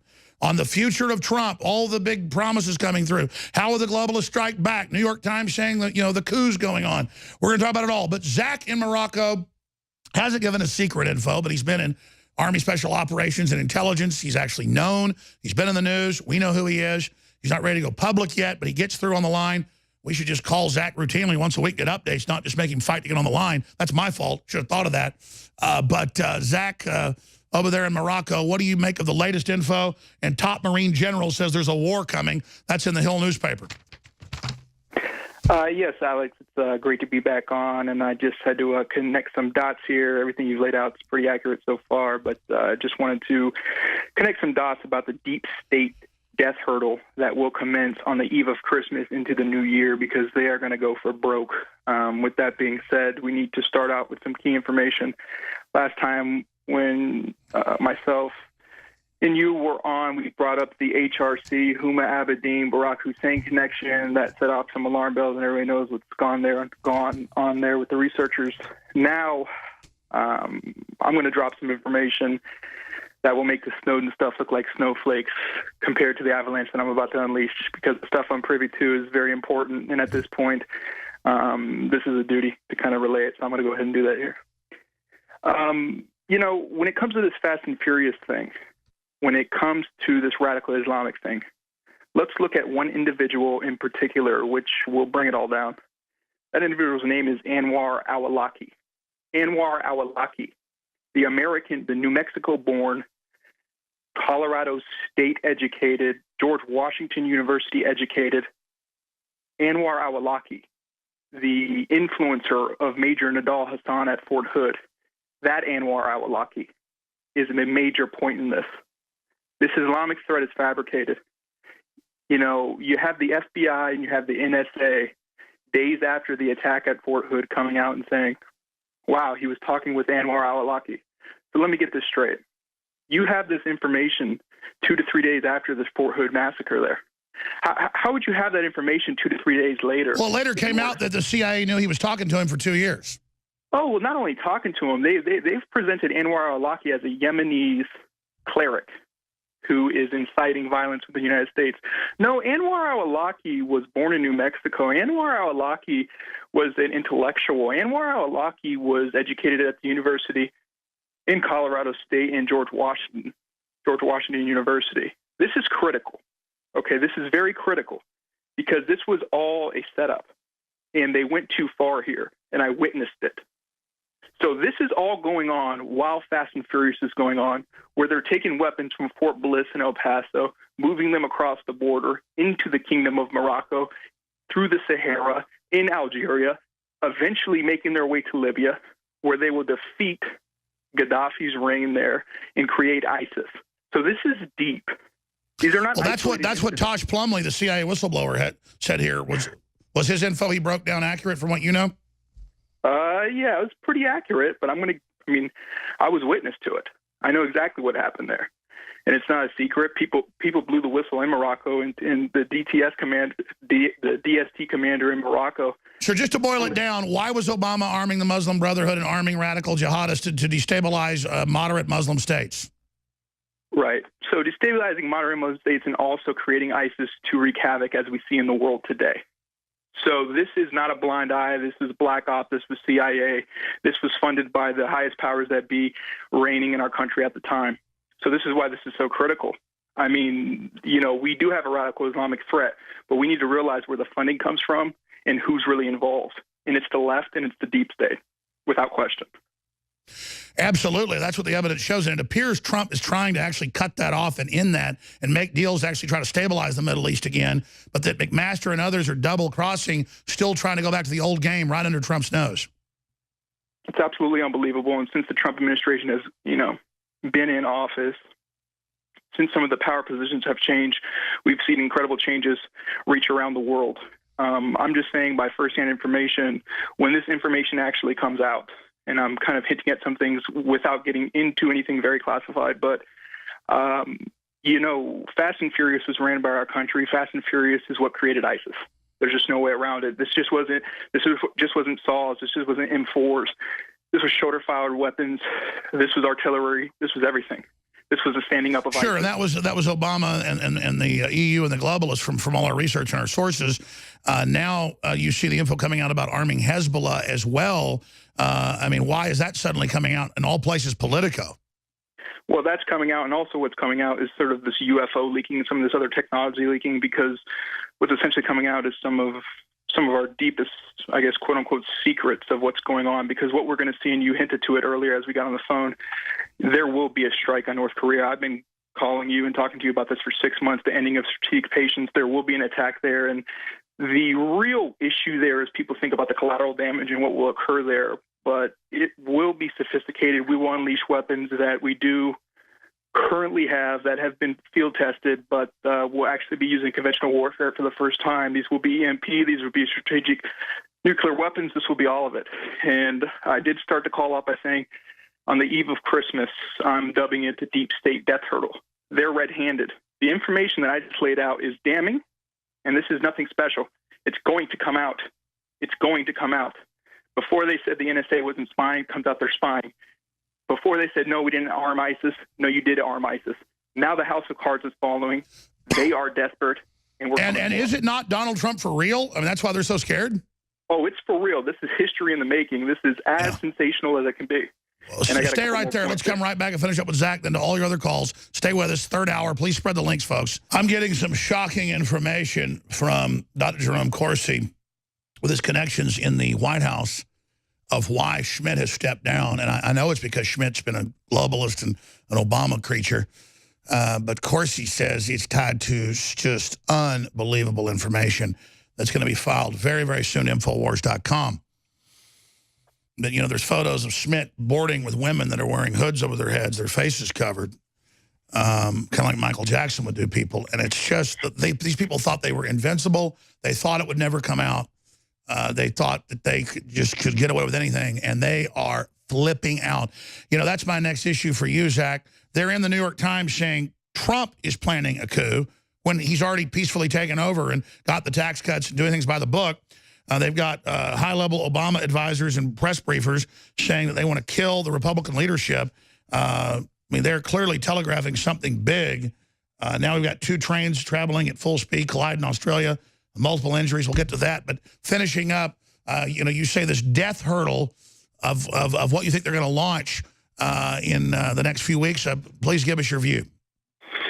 Okay, so that's pretty interesting information that you just kind of predicated our talk with there, because that's what I was going to get into. The information that I got out of Mountain View, California, the suburb outside of Palo Alto, the Google complex right across the freeway from NASA Ames Research, where I've done a lot of work there, and everyone, well, I'm not going to get into that, but yeah, so we have Silicon Valley literally being the unelected leaders of our country, or at least they thought.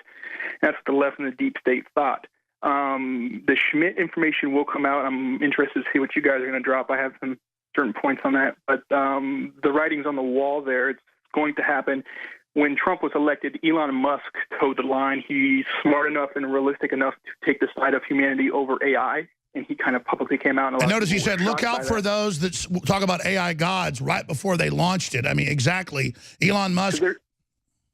Yeah, there's a lot more power coming out of Silicon Valley nowadays than there is the Beltway in D.C.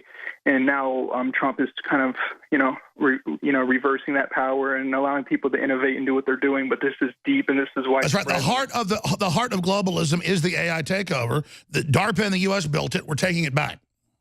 Absolutely. So when you see some sort of inhumane or completely immoral acts coming out, how can they smash planes into buildings on 9/11? How can they kill Americans in Vegas? How can they kill U.S. troops at Fort Hood?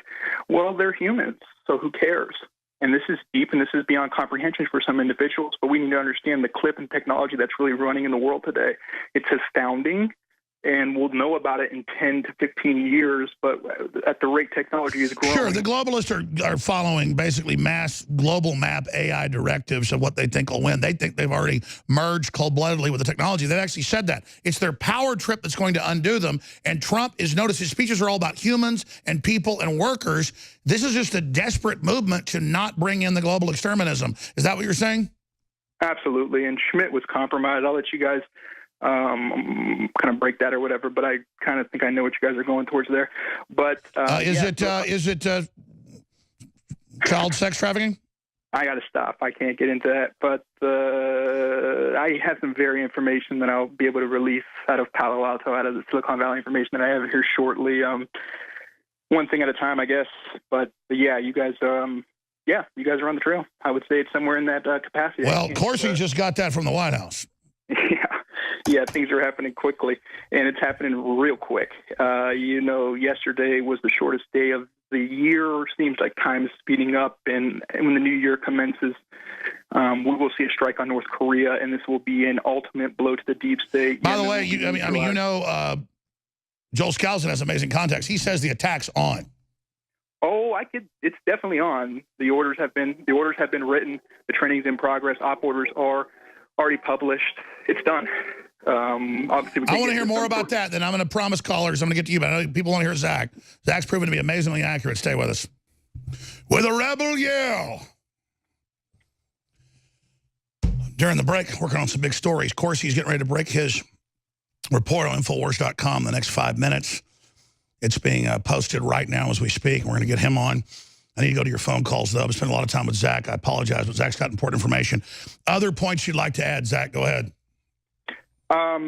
So just to kind of wrap up here, the Schmidt stepping down, let's not lose sight. A lot of people aren't there geographically, but in Mountain View, in Palo Alto, Google Complex, directly across the freeway from NASA Ames Research, the tunnels that connect, and obviously the transfer of information and individuals working there.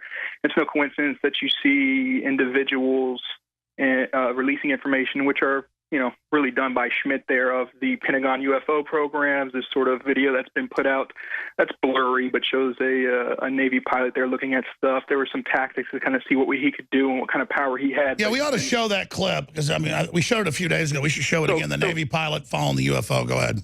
So a lot of this stuff is leak, and it's kind of like no-nos or these weird things with power things.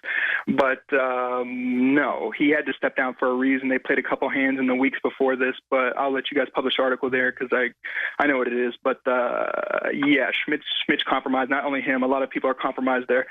But just to wrap up, the deep state, predominantly with individuals on the left there, have been using since '98. Really came to a precipice in 2001, radical Islam as muscle to defeat us as a humanity, not even just in America, but in the West as general, to just completely, have chaos come in. And they were going to introduce this sort of AI God to say, look at all the problems, look at the world, look at the state that we're in. So you must go with us. We have to do this. So that's been combated. So let's not look at it as a war against Islam. Let's not look at it as a war against drugs. Let's look at it as a war between humans and technology. And we're human here, and a lot of these people are compromised morally and even ethically, so they've picked their sides, but now they're being swept up by the Trump administration. But with all that being said, we still have a lot of work to do. In the new year, there will be a strike on North Korea. This has been a long time in the making. As Trump just passed the tax cuts here, this will kind of give them a little buffer with the American people here, and a lot of people have been trying to solve this North Korea problem. And North Korea, Yemen, Iran, they're all kind of connected. North Korea problem in particular he's to be dealing with, and he's been speaking about it, as well as Penn and Mattis for quite some months. It doesn't what do you make now? They're telegraphing in North Korea they better make a deal right now with this top Marine Corps general coming out saying that the attack is going to happen. I think there's no deal. I can't get into certain things. I don't think there's a deal. I think they get there's going to be a strike. We were willing to play with China. China kind of back cross, took the meeting with Obama. We saw them try to get Trump out of office. China was kind of playing both sides because, North Korea is a proxy, but it's really not a proxy of China. I mean, it is technically, but it's a proxy of the deep state.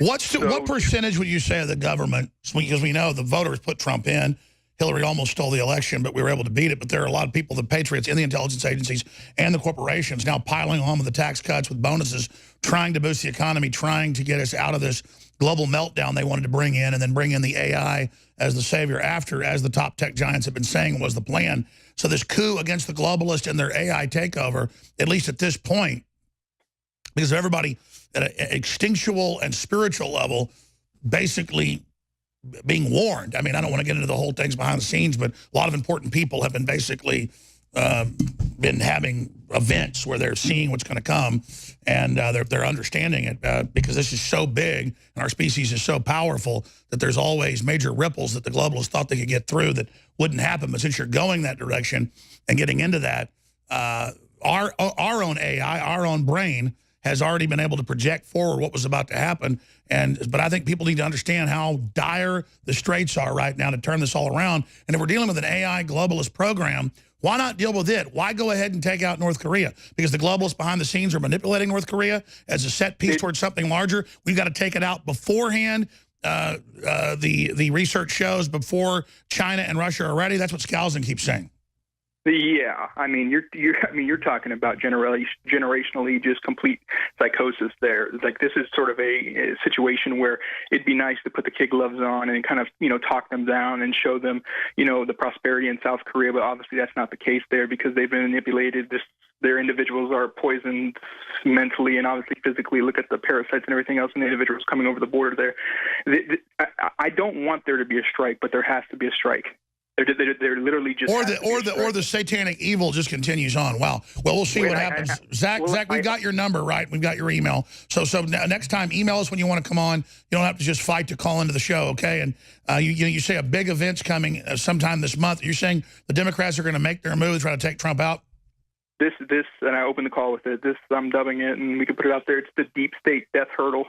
It's gonna commence on the eve of Christmas into the new year, and they're gonna give it all they got to try to manipulate and pull off something big here. I pray for the president's safety. I pray for a lot of individual safety here and around the world.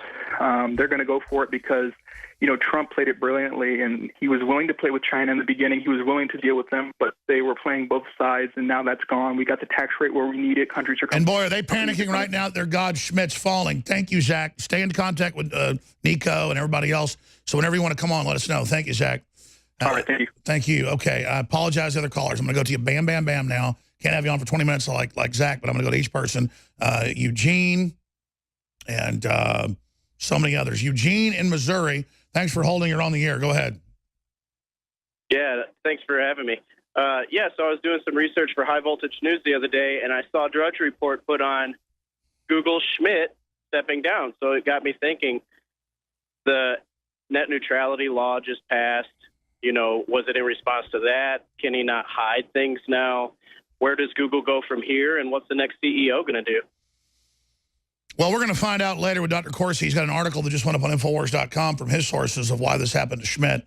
But Schmidt was a very compromised individual, a globalist, and had been running a monopoly in this country. So I think the company realizes that they've got to at least signal different leadership or Trump won't work with them.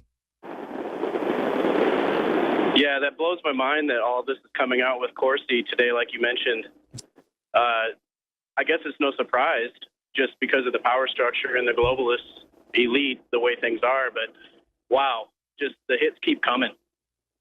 All right. Well, thank you so much, Eugene. And, of course, Trump's got his information. We've got ours. Of course, he's got his White House sources.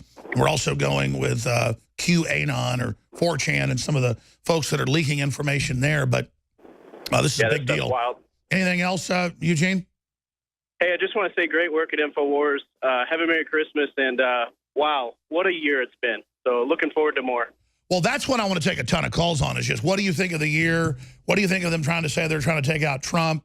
What do you make of the tax cuts? I mean, what are they going to do now that they're getting their butts kicked so bad? So thank you, Eugene. Merry Christmas to you. We're going to come back and go right to Corey. Everybody else, I'm going to go bam, bam, bam on the other side of this break. Briefly, free shipping still store-wide.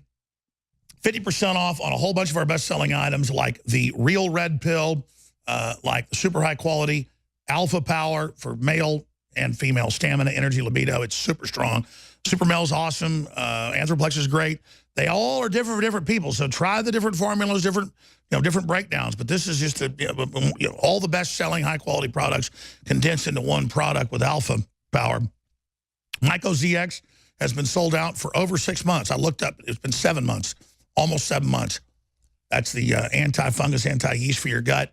The probiotics have the good bacteria, and we have that with Floralife. But the Myco ZX is game-changing. It's incredible. And a lot of folks have the candida, the fungus, the mold in their gut. This knocks it out.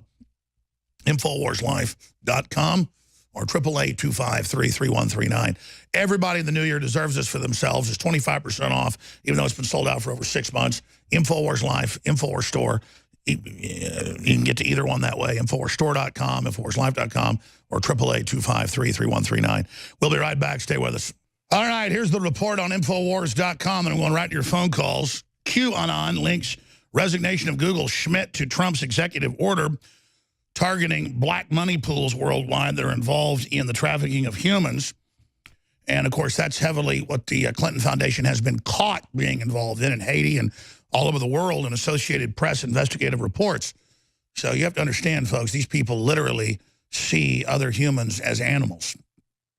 So that's just part of it. My info is that just Schmidt's been a globalist and been blocking all this, and you know, it keeps accelerating internet censorship against everybody and trying to hand the web over to the UN and George Soros. So this is just a first big shot. A lot is happening right now, make no mistake. Okay, who is up next here? Corey in New York, or on the air worldwide. Go ahead, then we'll go to Phil. Hey, Alex, it's a pleasure and an honor to be with you.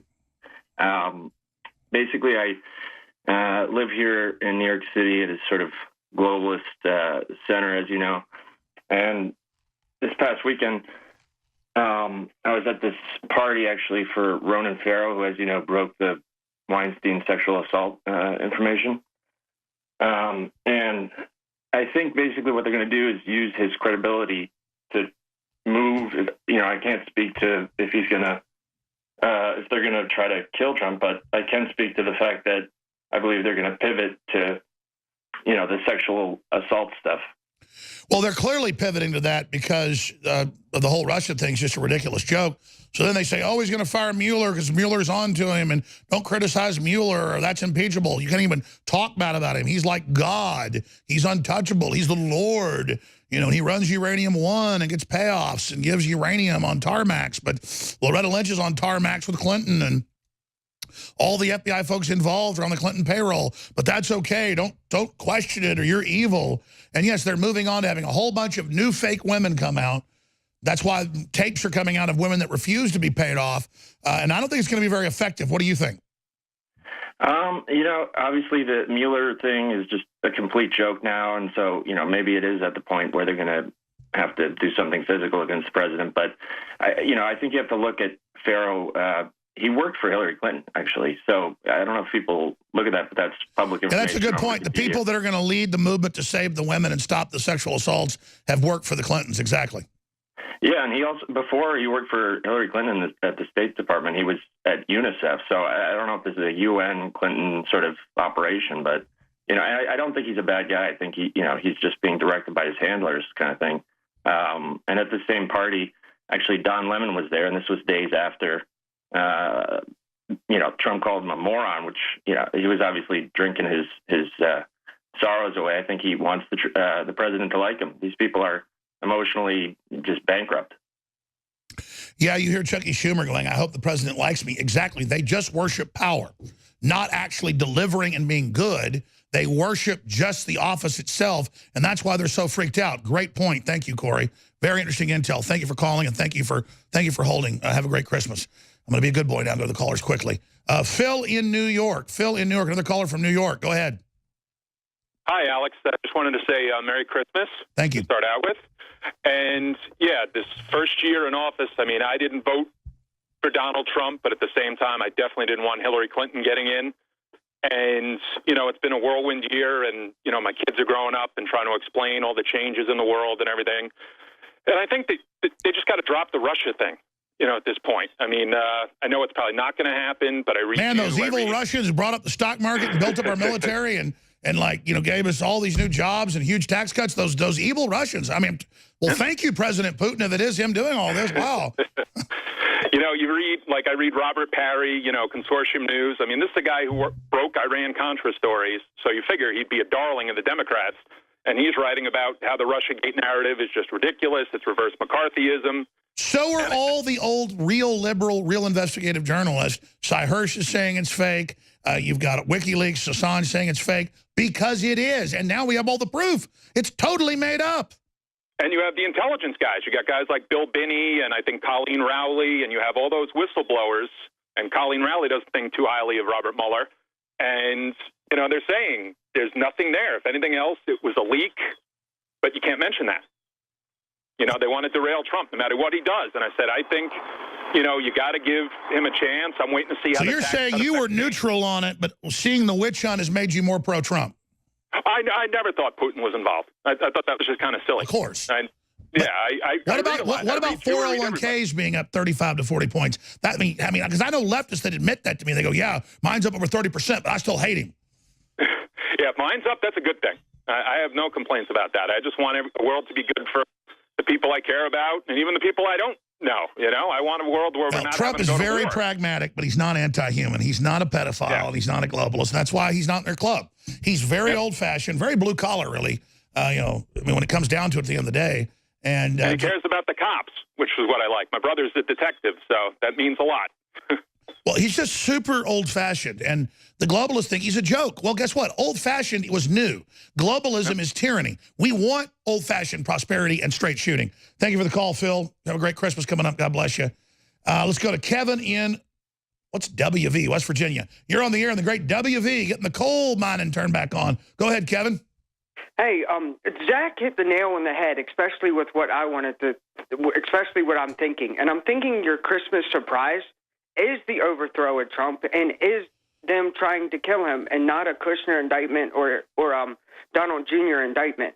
Absolutely, I think that this is something that they're trying to pull. And another question that I wanted to, or another point that I wanted to get at was following off of Zach. Remember Gordy Rose, the guy founder of D-Wave, saying being in front of the D-Wave computer, their quantum computer, is like being in front of an alien god. So, yes, this is all interconnected, and it is a spiritual thing as well.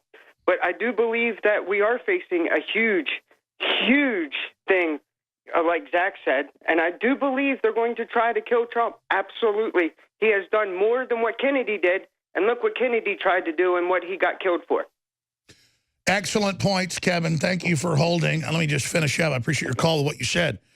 The globalists say, we don't believe in God yet. We're creating it with AI and genetic engineering. And then the media comes out and goes, Jones is crazy. No one's saying that.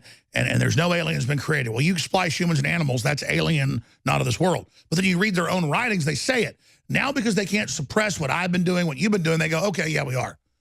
And Trump and others are just like, this is crazy. It's one thing to want to develop all this. That might destroy us. But it's another thing to say we're all obsolete. We've got to be gotten rid of because your AI God says, get rid of the humans and I will let you merge with me. I have the answers. But first, that's like Emperor Palpatine telling, you know, Anakin Skywalker, go do evil stuff and, you know, I'll save your wife. It didn't. It ended up getting her killed. I mean, you know, it's the oldest thing in fables, you name it, is I'm going to be God. If I just kill everybody, it says I'll be God. I mean, this is crazy. It's biblical. It's happening. And now humanity realizes we're about to have a major fight.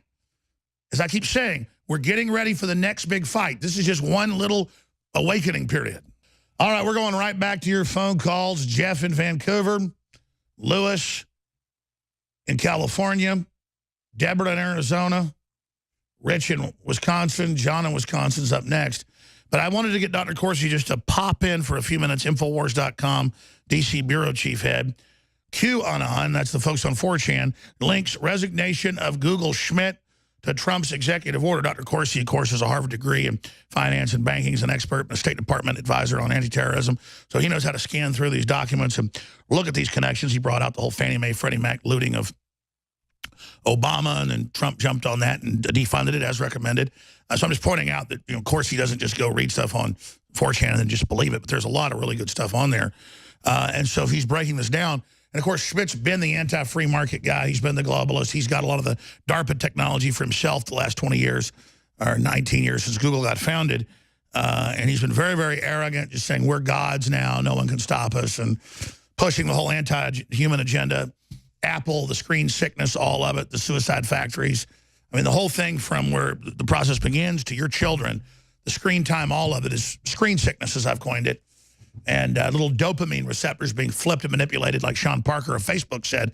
So suddenly when Trump got in, all these execs are going, it's evil, it's bad. We admit it's bad. We're sorry. It was designed to basically make like your phone's a video game, but where we track and control you and add stimuli to politically manipulate you. And we pump out massive amounts of soy products in these areas to create mental illness in men and women. I mean, they know what they're doing. And that's why they attack us. So just encapsulating this, Dr. Corsi, thanks for popping on short notice. What's going on in the tea leaves here with this Schmidt resignation? Because, you know, you and I and others have been hammering, we need antitrust. Trump's put in somebody at the Securities Exchange Commission that is big on antitrust with Google, Facebook, Twitter. And so, I mean, is this a sign of their capitulation? Because I've only seen an acceleration in their censoring. I think this is the beginning.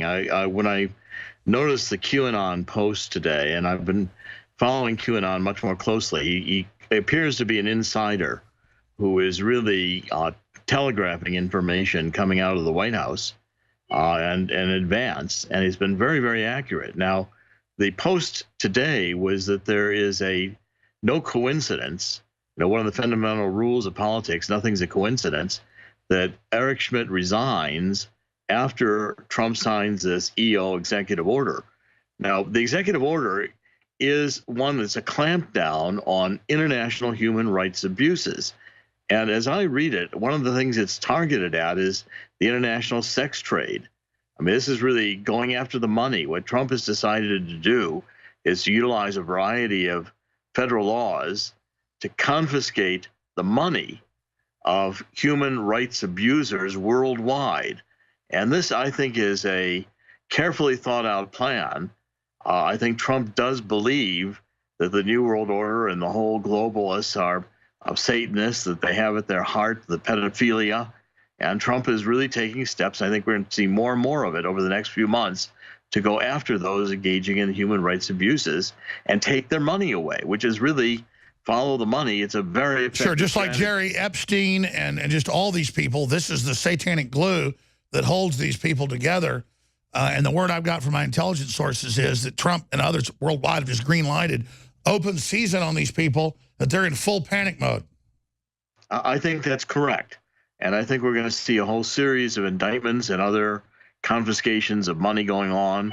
I think Trump is extremely serious about this. And anyone who doubts Trump's resolve just has to take a look at how carefully he passed this tax bill. He fulfilled his promises. Trump has been fulfilling promises left and right. I see increasing devotion to God and increasing statements about his devotion to God coming from Trump.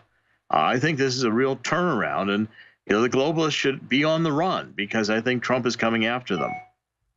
And it's not just rhetoric. He's delivering. The New York Times says Trump's planning a coup, which, of course, they're planning the coup. And top Democrat officials are, you know, calling for Trump, Pence, you name it, to be killed. Obama advisor wants Pence, wants McConnell, and wants Ryan killed for the tax cut. The sickening evil left thought they had their foot on the neck of America, but now they are just in full, disgusting, frothing frenzy. I mean, they really had it out for everybody. They are sick. That's right. And also Treasury came out with an analysis of some 13 people on this executive order that they've named the president of Gambia, a Myanmar general. And the researchers are already finding these people have deep ties to the Clintons and to the Clinton Foundation. And, you know, the Clintons' ties to pedophilia go back to this Laura Silsby, who was arrested in Haiti trying to smuggle 33 children out and convicted, documentation, and convicted. And Bill she's Clinton changed her name now and runs a deal for disadvantaged children over and over again. The same MO from Sandusky on. And the Clintons are very deeply tied with these people, with Silsby and her operation in Haiti, as they are with Epstein. I think this is all going to come out. I think really the pedophilia in Hollywood and New York, and among the arts and among the, you know, the elite, I think this is going to be the next shoe to fall. And I'm very pleased to see that Trump signed this. The executive order got very little attention. It was a difficult order to read. You had to really study it. You had to go look up the laws. And so really it's an executive order targeting sex traffic, women, children, you name it, and other illicit human rights violations, which we know isn't just the funding mechanism of these intergovernmental black ops, the corrupt networks, the black hat networks. It's the compromising system. It's the initiation. And Trump realizes that he can get billions of dollars, reducing the deficit, reducing the debt by just simply confiscating the money of these human rights abusers. And then cut off their ability to engage in future crimes. Precisely. This is the most effective action I've seen any American president take ever. Understanding that. Well, you know what he did when he got in a year ago? I've talked to all the black ops people. They literally wiped out the Mexican drug cartels and their networks here. Just wiped. They're almost all gone now. And they just wiped them out in the first 8-9 months of this year because it's like Trump's like, no, we're not going to fund radical Islam. Boom. No, and then Russia helped. No, we're not going to let the Mexican drug cartels run around. We're not doing business with them anymore. Wipe them out. And now going over the pedophile rings, wipe them out. It is incredible. And what I really liked about the way Trump did this is he didn't make a fanfare of it. The big news was, the tax cut, the new, that was the news. This he just very quietly signed, and then you had to watch for. And that tells you it's military because he never talks about something military before it happens. So you notice very quietly done. But that's what I was talking to some of my military sources, people that are involved in this. They said last week we had them on, and this week.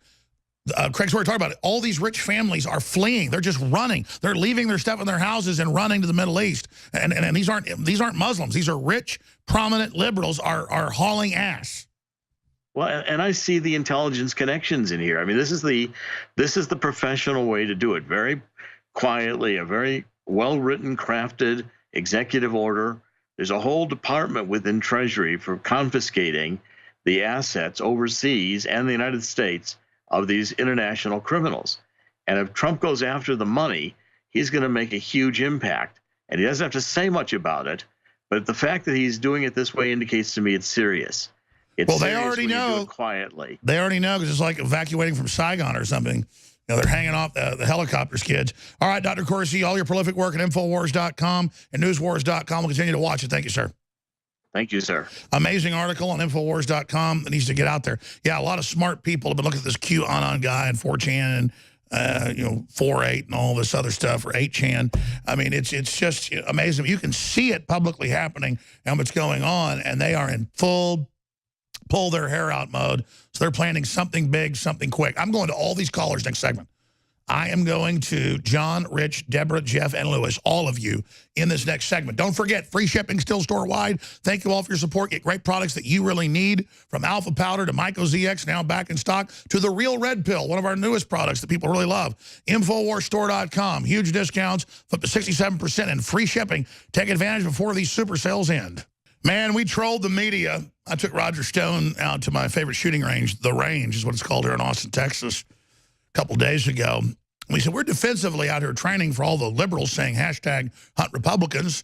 So the media is now spinning it, New York Daily News, you name it, that we're out training to kill people. And then Roger doesn't do a lot of shooting. So he's getting instructed, here's the safety, here's where you put your finger. I'm shooting a lot of guns I'd never shot before. Of course, I was shooting bullseye, but still, we're not trying to act like we know everything out there. But it was good to see Roger shooting. We weren't out there going, we're tactical, master, Navy SEALs, Black Ops, Delta Force. No, we're just out there promoting the Second Amendment. And I'm a pretty good shot and do quite a bit of shooting. But as for Roger, he's only shotgunned 3 or 4 times in his life. And he got to where he was shooting bullseye after about 30 minutes shooting. But it is quite the heyday they're having right now. And we knew they would. See, because they live in the cloistered, compact cities like Roger did and never got around it. So we take them back out and then undomesticate them. I mean, that's what we do. And so we had a lot of fun. And we were live streaming it. I didn't want to bring a bunch of HD equipment because then we get busy and it never gets put out. We just streamed an hour and a half live shooting. And that's why it's got millions of views now, all over the internet and all over television. So there you go. Let's go ahead and go to John in Wisconsin. You're on the air. Thanks for calling. Merry Christmas, Alex. You too, brother. Hey, listen, I was listening to your friend earlier on the phone, and that's pretty scary stuff. You're talking about Zach? Yeah. Yeah, he's given us a lot of great information. I know who he is, and he worked with. And go ahead. No, it's a good thing we don't, because he probably wouldn't be there anymore. Hey, the operatives for the deep state, are they, or the New World Order, whatever you want to call them, are they mainly in the Senate, or are there operatives everywhere? They're in big corporations. They're in big banks. They're in Hollywood. They're globalists that are anti-human, that want to domesticate people to control them, and are anti-free market. So they're ultra-rich that don't want other people to become wealthy. And they're just social engineers. They're cold-blooded. They hate the general public. They have an extreme hatred of everybody and want to kill everybody. And I know that sounds crazy, but look at what the communists did or Hitler. I mean, that's what they want. It's a global exterminist world plan. They believe that super machines are coming out they're going to merge with. They've already said, we're building a world that's anti-human, post-human. And that's whether it's, people at the heads of Google or others, they're all on record saying it. Well, they came out in Times and talked about Trump doing a coup in the United States. And I think I've been thinking about this for a couple of weeks now. I think what it would look like, first of all, he'd get a new AG, somebody who would do it. And he seems as though he knows all the names of everybody that, contradictory to this country. What would be the, I don't know. From the fact that he, I know due to the rules of order, they have a sergeant at arms in the Senate. I'm pretty sure in the Congress.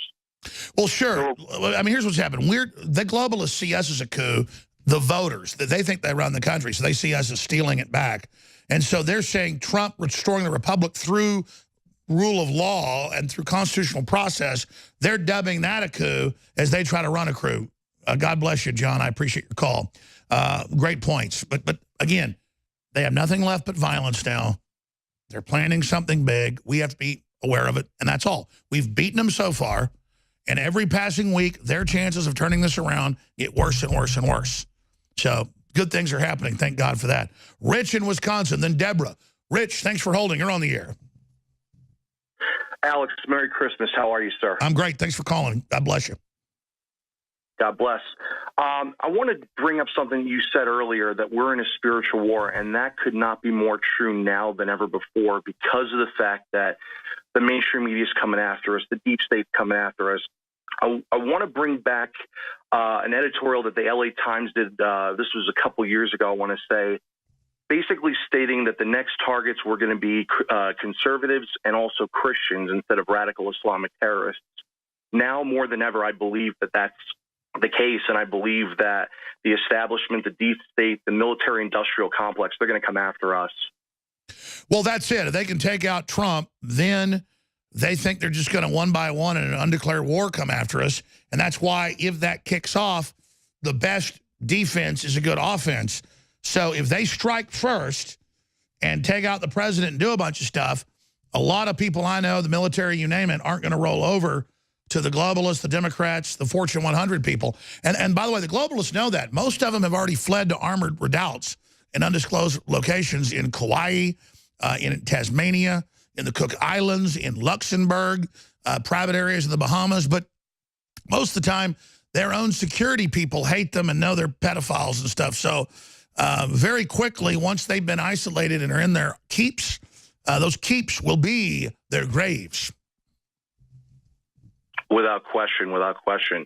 And you said, having a good offense. And, we need to put on the full armor of God. But a lot of people have forgotten to use their swords. And I think that now more than ever, that's very, very important. We need to, spread Christmas cheer. We need to be there for each other. I mean, is it the sword, speaking out, telling the truth, taking action, being heard? Yes.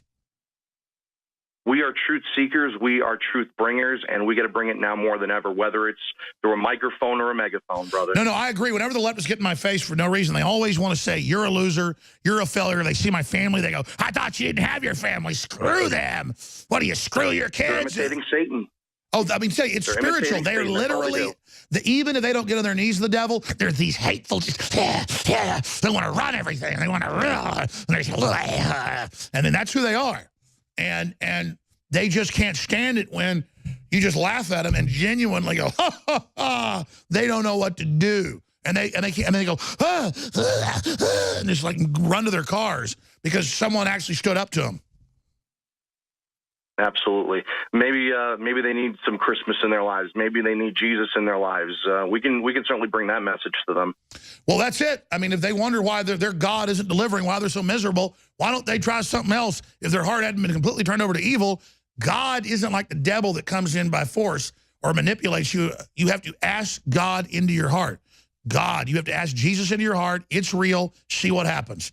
God bless you. I appreciate your call, Reg. Let's go ahead and talk to Jeff in Vancouver Island. Boy, I've been up there. That is so pretty. Jeff, thanks for holding. You're on the air. Hey, thanks, Alex. Just I want to echo what the last caller was saying.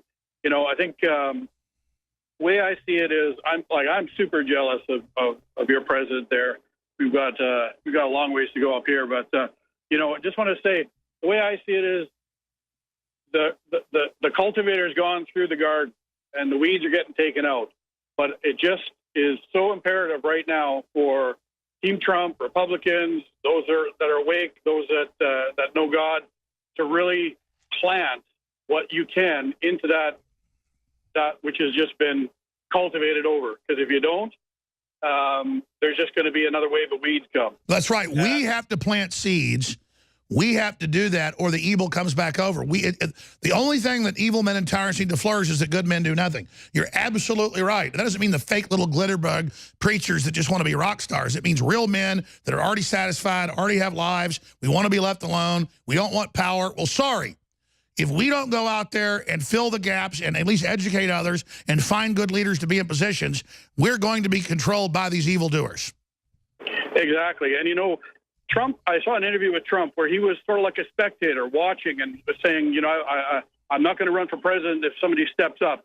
But, you know, he's the leader right now of taking people from a spectator into full action. And the stuff he's done in 1 year is mind-blowing.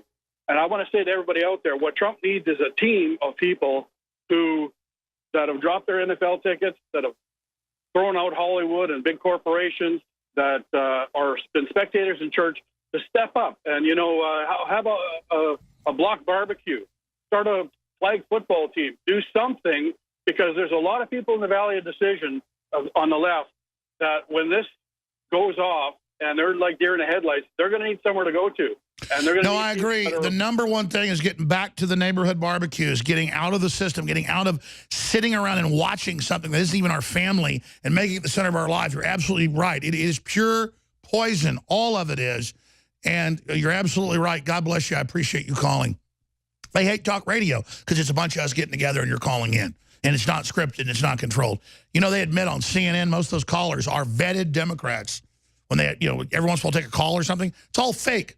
So they have like 6, 7 guests on those shows, make it look like everybody's in consensus with the baloney that they're spewing out. Deborah, you're up next in 70 seconds, and then Lewis. Then I hand the baton to Mike Cernovich. Straight ahead in hour number 4, Infowars.com. Please spread that link, spread the articles. It's key to the fight. Hey, said the Joker to the thief. There's too much confusion. I can't get no relief. Well, there's relief there if you want it. And you see it happening. There's not just evil in the world. It's always darkest before the dawn. And we got really serious things coming up. I want to focus on North Korea a lot because it's a very complex situation. And the calculus is they're getting ready to hit North Korea. Maybe that's a negotiation point. I don't know, but I pray for peace. I know that personally. Good Lord. Deborah in Arizona, thanks for holding. Then Lewis, go ahead. You're on the air, Deborah. Appreciate you holding. Yes, Alex, good afternoon. Merry Christmas and a Happy New Year to you and the whole Info crew. Thank you. I wanted to start out by thanking you for your wonderful products. We got some Prestiguard, Silver Bullet, and Survival Shield. And thank you for giving my husband some sleep back. Wow. And for helping with my health. I'm a 2-time cancer survivor. So, well, just briefly, I mean, what did you notice with those products? Those are all well-documented, super high-quality products. Well, with the Prestiguard, he was down to being able to sleep only an hour a night. And he's up to 3 hours a night, and he's only been on 1 bottle. Oh, is that because of swelling in the prostate, having to urinate? Yes. And so just if you could imagine going from 1 to 3 hours of sleep. Well, even even the FDA that doesn't want people to make claims of supplements because the drug companies want to buy it all up, admits saw palmetto, there's no drug that works as good for your prostate and other glands as well. And then we've got 6 or 7 other concentrated compounds where I know people that have just thanked me on the street saying, man, I was taking other stuff and it wasn't as strong. Why is this so good? I sleep through the night not having to urinate now in my prostate. And I'm just saying, hey, it's what God gave us, saw palmetto, you name it. So thank you for the... Right. Well, Big Pharma completely failed us. I mean, you know, it's just terrible. And I'm a 2-time cancer survivor, and I started taking the Survival Shield because I've had a lot of radiation, a lot of metals from chemo, and my thyroid is not good, so I need the iodine. And then the Silver Bullet, I'm hoping will help bring me back. And I'm hoping to get vitamins eventually. It's just a... Did you get any good effects from the colloidal silver? I mean, from the iodine? Yeah, I think I'm seeing some, Alex, and I'm very excited about that. I need to get a good vitamin B now, and I think I'll hopefully start feeling better than I have in a while. And so I really can't thank you enough for that. Ma'am, listen, that's how we fund ourselves, and I want to sell something that works so people buy it again. Plus, I have family. My dad takes it.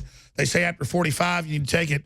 Saw palmetto, I'm starting to take it as well. We just go out, and whatever's documented to work, that's what we sell. So don't thank me. Thank you so much, Deborah. Well, and I thank Dr. Group for all of his research, because if he hadn't done that, well, I've been... Well, he helps... Also, he just goes out and finds the very best organic sources, too. That's why we can't get it half the time, though, because he wants to make it so good, which I understand. But sometimes there's no such thing as perfection on the planet because the planet's so toxic. You know what I mean? Oh, absolutely. Our food, our water, and our air are just horrible. Arizona's been geoengineered to no end for the last 2 months, and I finally wrote to President Trump and to our governor, who I will not vote for our governor again, because he either has no clue or he's part of the wrong side of the team, but he's a Republican. But that's what I wanted to talk to you about today, Alex. We cannot afford to sigh relief just because we got a tax break. My big, huge concern, and I hope you can help all the people with this, is that we have got to take our voting back. Tucker Carlson had mayor on from Maryland the other day who had said that they passed a law in Maryland, in whatever town or city he was. Hold on, I'm going to finish up with you, Deborah, and then I promise go to Lewis. And Mike Service is taking over, but he doesn't mind if we ride shotgun. I want you to be able to finish your point, because absolutely, election fraud's been proven. They made fun of Trump for talking about it because they know it's their Achilles heel. It's their only hope.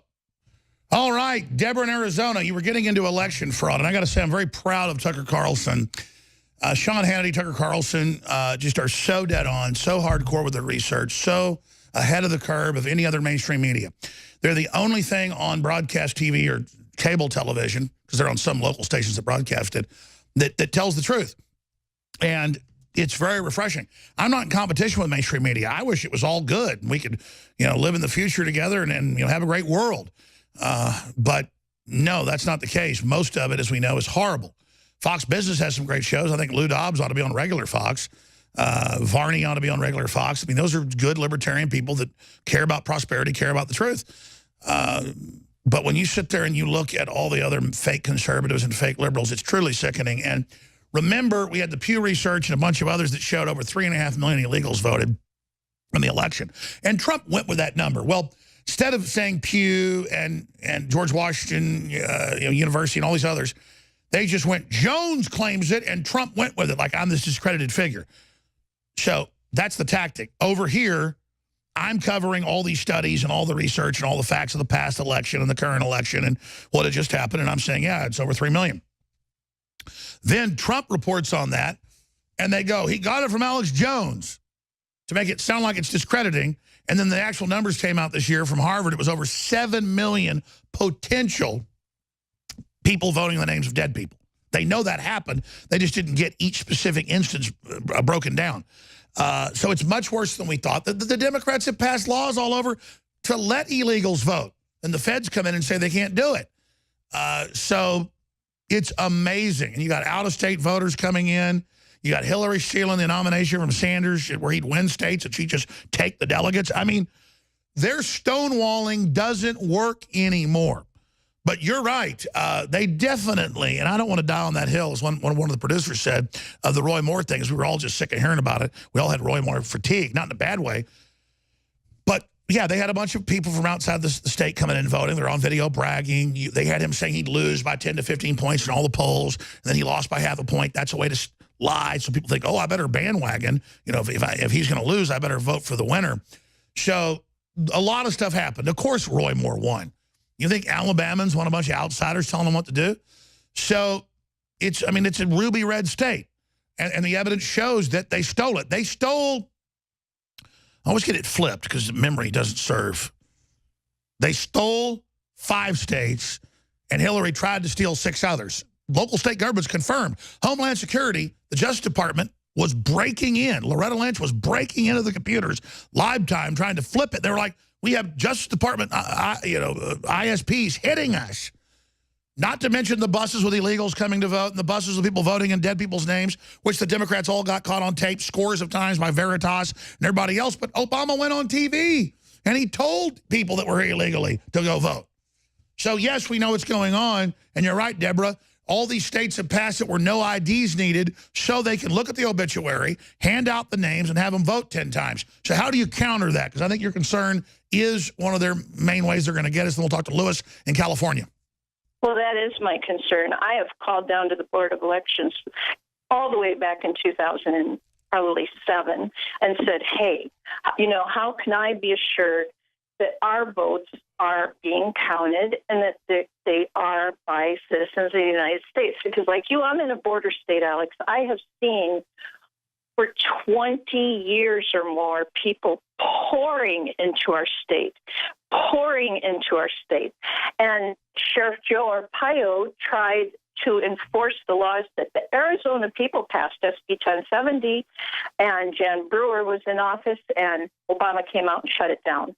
And everything that we've tried to do for the last 20 years, they have stopped it, and it's backfired on us. Now, we are running out of time. I think the single most important thing that we can do to help our president is to have people get out there and run for office. I don't care. I'd vote for Farmer Joe at this point before I'd vote for the people that are currently in office on both sides of the fence. A lot of them are bad, and we've got... And if you run for office, you can educate people about the topics, even if you don't win. Great point, Deborah. God bless you, and I appreciate your support. I really do. Again, Merry Christmas and a Happy New Year. Be safe with this big holiday coming up. Lewis in California, thanks for holding. By the way, Cernovich is late with an engagement getting to the mic, so I'm not taking over his time here. We like Mike doing the show. Oh, Nick, there he is now. So we go to break. We're going to come back to him. So Lewis in California, go ahead and finish up. I'm going to hand the baton to Mike Cernovich. Go ahead. Thank you, Alex, for your time. I'm sitting here looking at a picture of a Norman Rockwell painting of an old Christmas traditional. It's all warm and fuzzy, got a little kitty by the fire and all that. And I remember these images from when I was a child of Christmas, and all these images have been distorted by the media strategically since we were children and been replaced with anti-Christian imagery in a very diabolical way. And very similar patterns of this imagery have shown up in false flag and terrorist events, even in our country. For example, the Kennedy assassination, or 9/11, or the Las Vegas shootings, or the Aurora Theater shootings. These are all extremely rich in symbolism in a way that could not be done by a single lone wolf perpetrators. They're using computers and satellites and high tech to terrify the public with the media and still steal our humanness from us. No, that's it. Absolutely. It's like it's an alien takeover. And I'm not saying it's an alien takeover, but it's like one. God bless you. Have a great Christmas. I'm going to jump now because Mike got here a little bit late. But as soon as I said Mike isn't here yet, they popped him up. He's been waiting, I guess, 5 minutes. So I want to turn over to Mike Cernovich, investigative journalist. Mike, I just want to get your take on this, and then you're taking over. Thanks for hosting. What do you make of the tax cuts and all the crazy stuff happening and Schmidt stepping down and just the flamethrower? They're editing tapes of you and editing tapes of me. I see stuff about me totally edited. Notice there's no video. It's always like edited, where we're saying these things we never said. We were hypothetically talking about things. I mean, they are going to the next level right now. They're really desperate. Yeah, I just held what many people are calling the most successful AMA in Reddit history. So that's why I was a little bit late. And, you know, I think you should do one too, maybe, because yours will be even bigger, just like yours was the #1 podcast ever for Joe Rogan.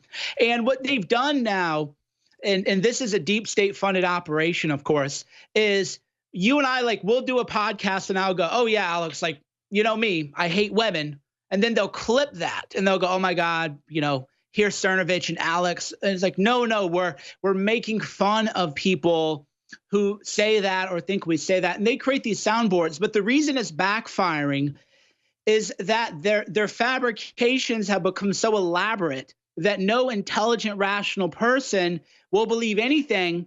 So you and I, we're both mortals. We're not gods. We're just humble men. We will eventually falter. But when we do, nobody's even going to believe that, because there have been so many outright lies and fabrications about us that people will go, oh, what's that, like another edited video? What's that, like another Photoshop? Oh, you know, more fake news articles. So it's actually backfiring on them, because now nobody will believe anything bad about us. So I'm very just grateful. Like the women that have been taping people offering them money, lie about Trump, $250,000. I mean, it's just pure bull. Yeah, false accusations are the best thing that can happen to a public figure, because then nobody will believe anything. They're just like, oh, wow, you know, we're so used to these people being lied about. We're so used to these people being fabricated about, that why would I believe anything negative anybody actually says? So it's actually very helpful for us, and I welcome the attacks, and that's why I like the attacks and hope they keep coming. We don't just say that. They always think we just say that to act tough. No, these fake attacks made this year bigger than last year for audience and everything for InfoWars. So thank you, New World Order. And they still just don't get it. Mike Cernovich takes over on the other side, Infowars.com. Then the War Room with Owen Schroyer and more coming up in about 45 minutes. Stay with us and spread the links to all the live feeds. That's how we get around the censors. Back, Mike Cernovich here with the biggest Reddit AMA ever held in history. People are saying it was the most promoted by media and journalists. They're writing about it. It's like the biggest story of the day right now. And it's pretty amazing, actually. Almost 2,000 comments already. So that was why I was a little bit late for my show appearance. I wanted to talk to all of you, of course. But I wanted to do the AMA, and I hope Alex does one too, because what we're doing is we really allow the left to show, you know, their true colors and show how unhinged they are by posting over, you know, thousands of comments, tweets, articles. It's now like the biggest story of the day. But the truth is that, why am I the news? Why is Alex Jones the news? Why won't the media break real stories of consequence, like the John Conyers story, like the Susan Rice unmasking scandal? They are really just gossip boys and gossip girls who don't want to do real journalism. Yeah, so here's the New York Magazine, a very prestigious publication, is saying Cernovich, he's melting down, because they think that downvoting me, right? By the way, I wore, so my daughter, a lot of people asked me what I was wearing, the bandana. My daughter had a bandana on, and she kind of came in, and I thought, I'm going to wear this because I knew that would meme it. So I knew that if I wore that, then it would trigger them, and then they would be, because this is me in a suit, obviously. I could have worn a suit for the AMA. But I knew if I wore that bandana, they would think, oh, my God, Cernovich is melting down. You know, we really got him good. He's so owned. We're just, you know, he can't handle it. He can't take it. Well, that's how you get them talking about you. That's how we share the message. This is what people don't understand about Alex. This is what they don't understand about me. This is what they don't understand about the amazing production work that they do at InfoWars that you're listening to right now is, you know, remember that Alex fidget spinner video? That's the kind of thing that is something for everyone. If you hate Alex Jones, you think what an idiot. I can't believe how dumb he looks. He thinks he's cool. This is so stupid. I can't believe it. Oh, my God, look at that guy. Dummy, dummy, idiot, idiot. So then they share the video. And then people who like Alex go, I like that Alex doesn't take himself seriously. I like that he can just goof off. I like that he can just have fun. So then those people who like him share it. And so that's what I did with that picture there is I go, I'm just going to wear a big goofy bandana. And the people who like me and, know how nice I look in a suit are going to say, oh, that's funny. He took that off his daughter. And isn't that goofy? He's not afraid to have a little bit of fun. And then the haters are going to say, oh, my God, he melted down. We really got him good. He's so unhinged. Look at him. Look at that bandana. Can't believe it. What a freak show and everything. That's how we share a message. It's a Trojan horse, we call it. Yeah, as you remember, the great warriors like Achilles, right? The great Trojan horse story was that if you want to get into the town of the enemy, then you can go directly and try to break down the gates. Or you can offer a gift. You can offer a gift. And then so Achilles and the great warriors, they went up into the body of a wooden horse and it was left as a gift. They even said to the enemy, the Greeks said to the enemies, we are giving you a gift as a surrendering, right? We will give you this beautiful horse. And then they fled. And then the people who are like the mainstream media are saying, we must take this gift into the city. And the young people, the warriors, they said, Father, no, don't, Hector, Father, don't, please. This is a trap. Don't allow this in here.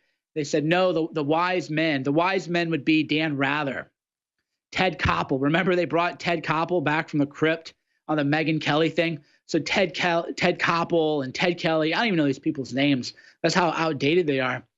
They said, allow the horse to come in as a gift. It shows that they've lost. And then, of course, once the horse was in, the gates were closed. And then while the people slept, Achilles and the great warriors came out and they conquered the city.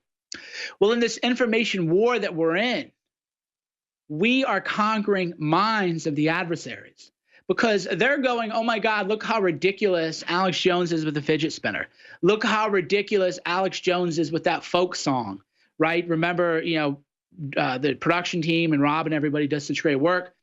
They go, oh, look at this video. Alex looks like a buffoon. We'll share this. Let's show everybody this video, right? Let's show this picture of Cernovich with a pink do-rag on his head. They're probably, there's video. She sleeps in the same room. So the production team makes these beautiful videos that the enemy shares. They don't realize that's a Trojan horse.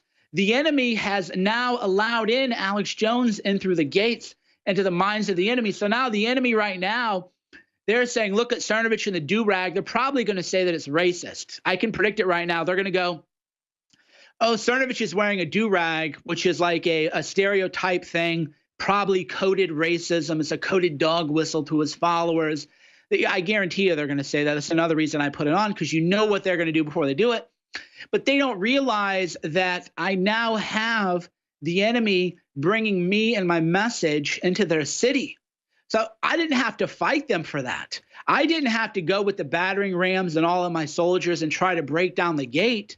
I just gave them a gift. I said, here's me wearing a do-rag. Don't I look silly? Oh, my God. And then during the AMA, I was like, screaming, stop the hammering. I was throwing around little memes.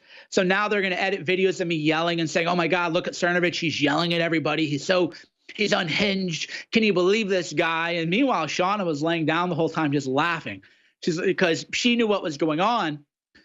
So rather than just batter down the gates, which takes so much energy and is a misuse of energy, I just give them a gift. I say, look at me.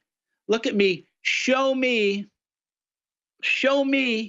how, or show your people how badly I've been owned. Spread my message. Every media outlet in the world is going to have to cover this AMA because it's the biggest story in the world.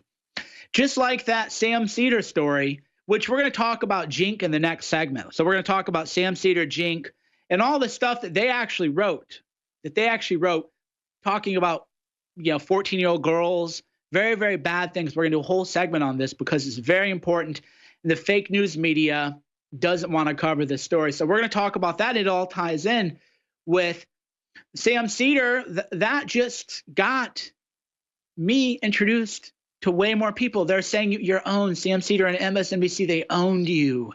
Reddit, the AMA, it owned you. Oh my God, yes, you're writing about me, spreading my image and my message to all of your people who would probably never read me or hear about me. Some of them are going to laugh, but a large percentage are going to say, hey, that guy looks kind of fun. That guy looks like he doesn't take himself seriously, unlike all these fake news people who are, hi, I'm very important, and I'm here to tell you the news. I'm Ted Koppel, and what I say is truth, and everything is a law, and I'm Dan Rather. We're very, very, very serious people, and everything you say, you must take on a word. So their own followers are going to see me just goofing off, having a good time. There's Alex and Leanne. They see us having fun, and then they go, I want to go have fun. I'm tired of these smug, boring people with their doom and gloom message. I want to talk to the guy with the fidget spinner. I want to talk to the guy with the pink do-rag. I want to talk to the people that don't take themselves seriously and they laugh. And I want to talk to you after break. We have a lot to talk about, so I'll see you in a few minutes. And we're back. Mike Cernovich, doing a little bit of reading in real time. I'm right now the biggest story in the world, all because I went onto Reddit and did an AMA. So I'm having a good time. I was reading the articles on break. They are saying that I was dunked on. They were saying that going and doing the Reddit AMA was a complete backfire. They're saying that I was owned. One person asked me, aren't you ashamed? Pro-Trump conspiracy troll gets hilariously smacked down. This is what I love about the left, and this is why we can win as long as you keep up the fight and you keep supporting the InfoWar, and I'll tell you why. I have told them my plan in advance. Alex and I have told our plans in advance. We've told them the story of the Trojan horse and how what we're really doing is the story of a Trojan horse. By the way, some of you watching on YouTube Live have noticed, and you've told me that I have a hair sticking out on the top of my head. And the thing is, I'm too busy to get a haircut. So I need to get a haircut. I know I do, but I'm just too busy to get a haircut because when you're fighting the info war all the time, you don't have time to get a haircut. And that's just my life. Maybe one day I'll have my own private salon or something like that. But that's why your support is so important. And there are some great specials going on because your support, you fund the InfoWars, you fund your own life, you improve your own life. Everybody wins when you shop at the InfoWars store and go to InfoWarsStore.com. It's so key that people do this because this is what keeps everything going on. And it's a win for you also. So right now, we definitely have some big specials for Christmas. Very, very big deal. And along with the new product called the Carnivore. So Carnivore is an enzyme formula. I haven't even tried it yet. It's so new that I haven't even tried it yet. But a lot of people have poor digestion and poor digestive enzymes due to not having a proper diet. So when you go from the standard American or SAD diet, it's called, to a better diet, a lot of times you have issues, and that's what these enzymes and stuff are for. And they're great. I've taken many different brands of digestive enzymes. Very, very important, very, very powerful right now.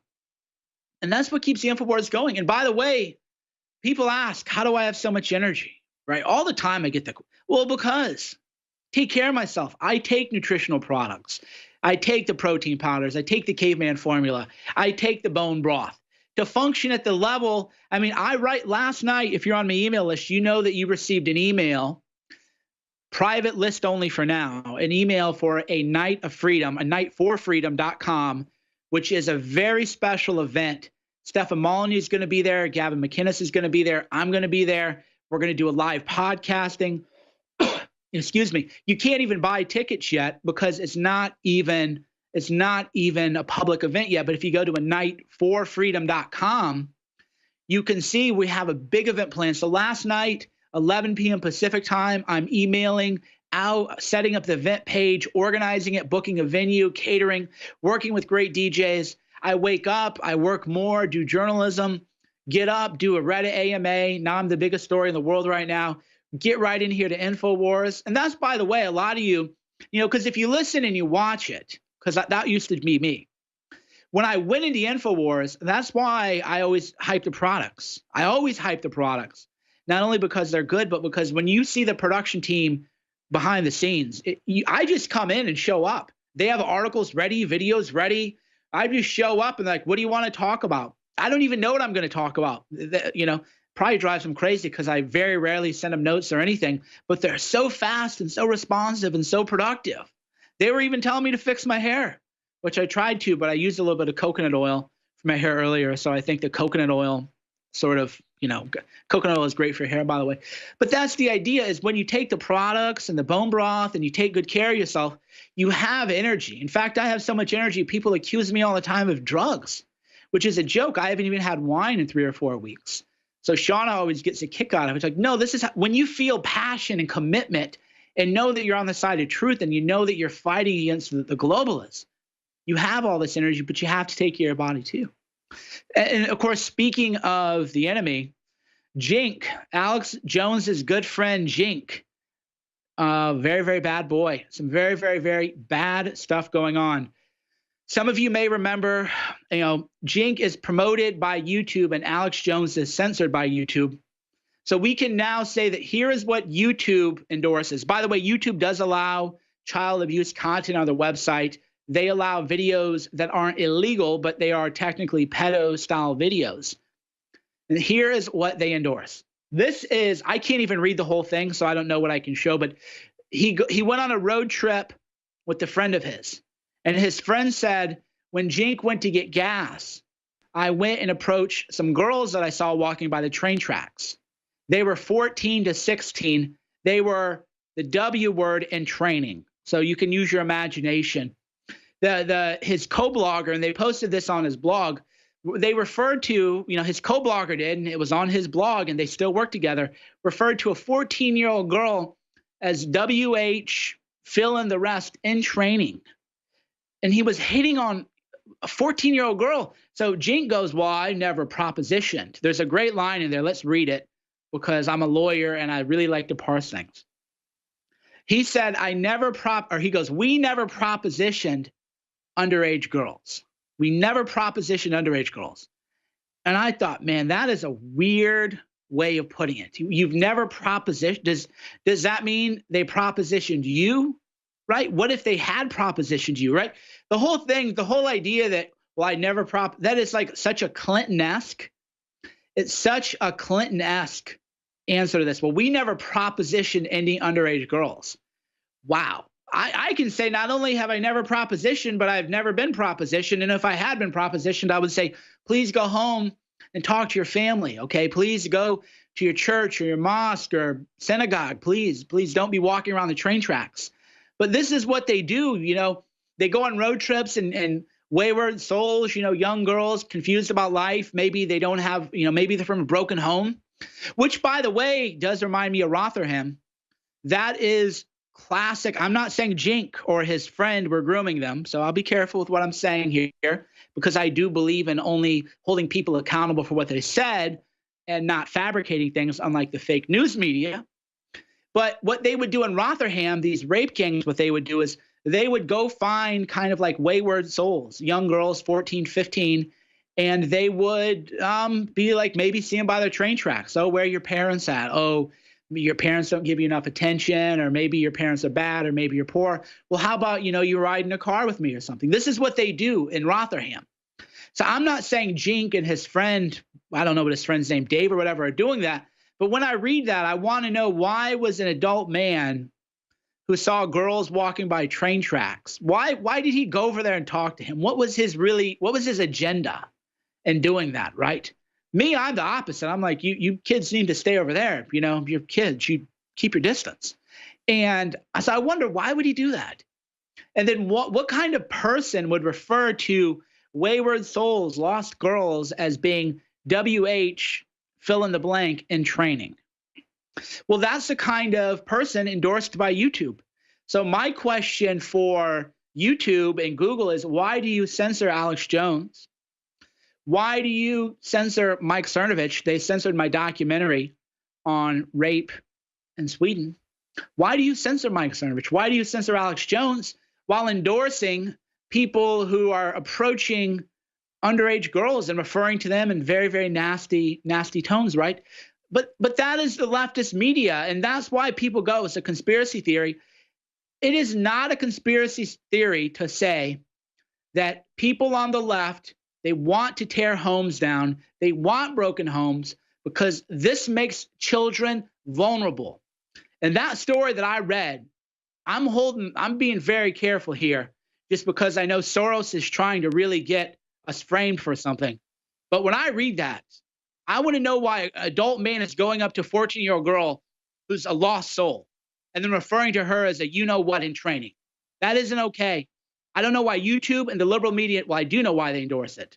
I do know why they endorse it, and we'll talk about that more the next segment.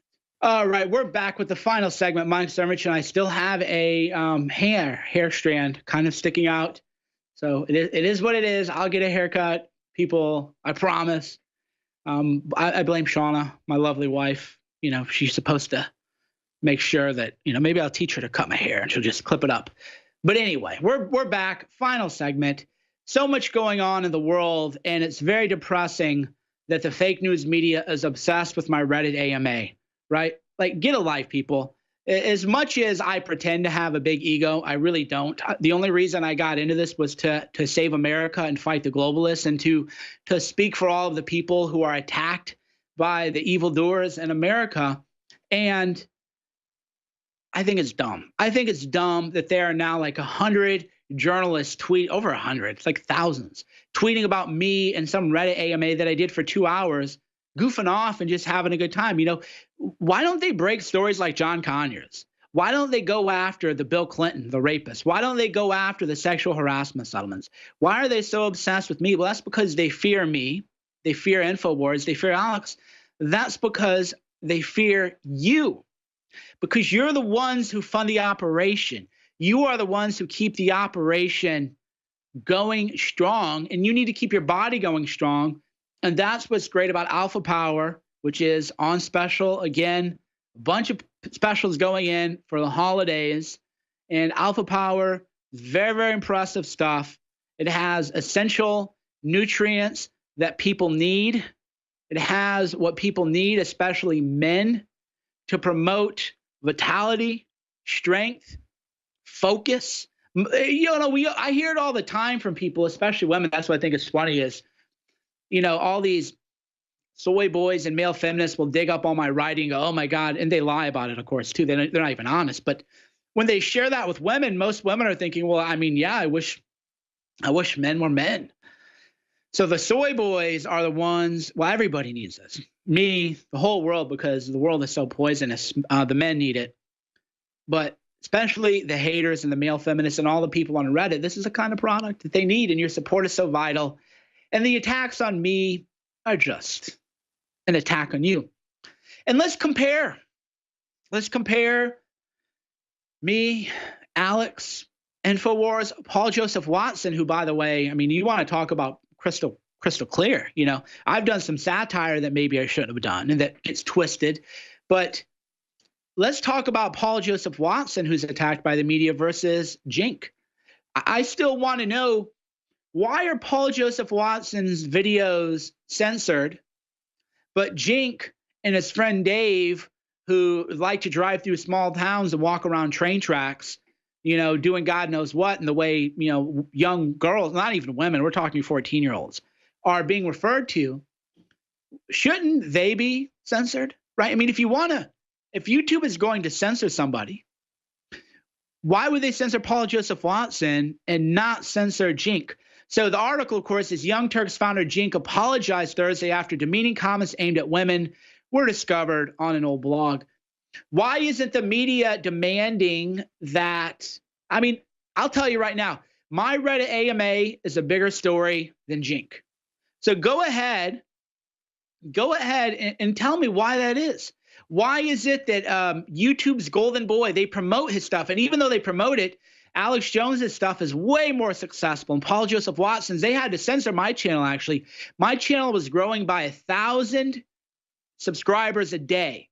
And then overnight, I lost a bunch. And then ever since then, it's like 10 or 15 a day.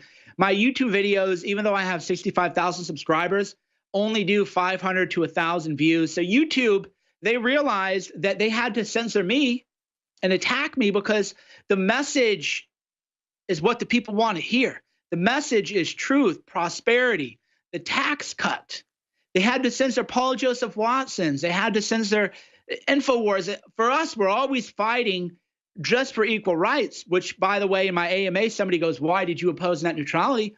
Well, because the same tech companies that want to censor us are the ones who said we need net neutrality for free and open internet. I don't see a free and open internet. The internet doesn't see free and open to me. I see my videos getting censored. I see my award-winning documentary on rape in Sweden being banned in Europe.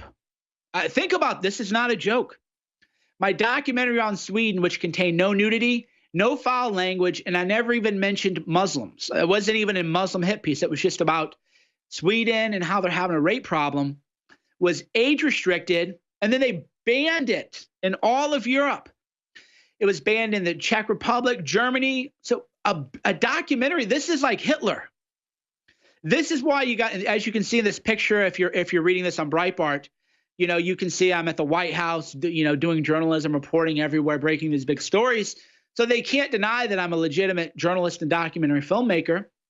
So why then is it that they banned my documentary on rape? And I thought they were the feminists. If a man or a woman is trying to help Swedish women and trying to help fight against rape culture, you would think the left would be thrilled. They would go, oh my God, this is amazing.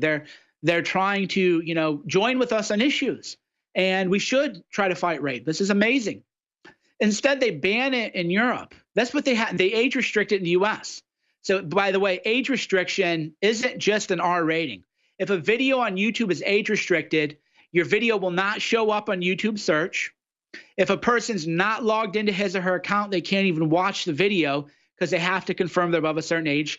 You can't make any likes. You can't post any comments.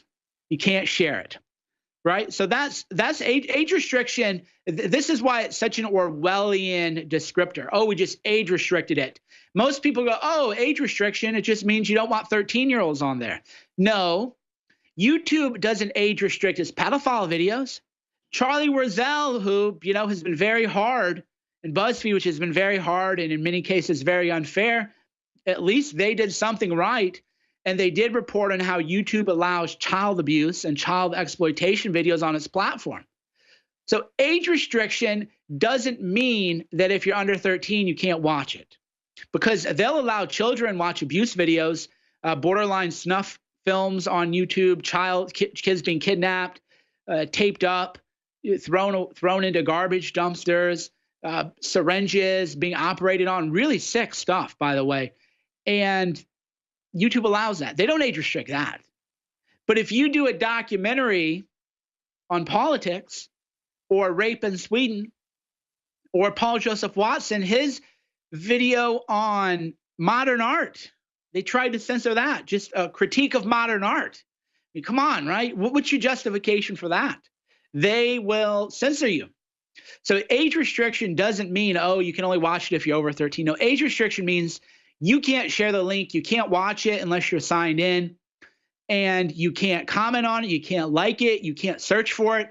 You can't tell your friends, oh my God, I watched this amazing documentary on YouTube called Invasion by Mike Cernovich. Yeah, censored by YouTube, the truth about modern art.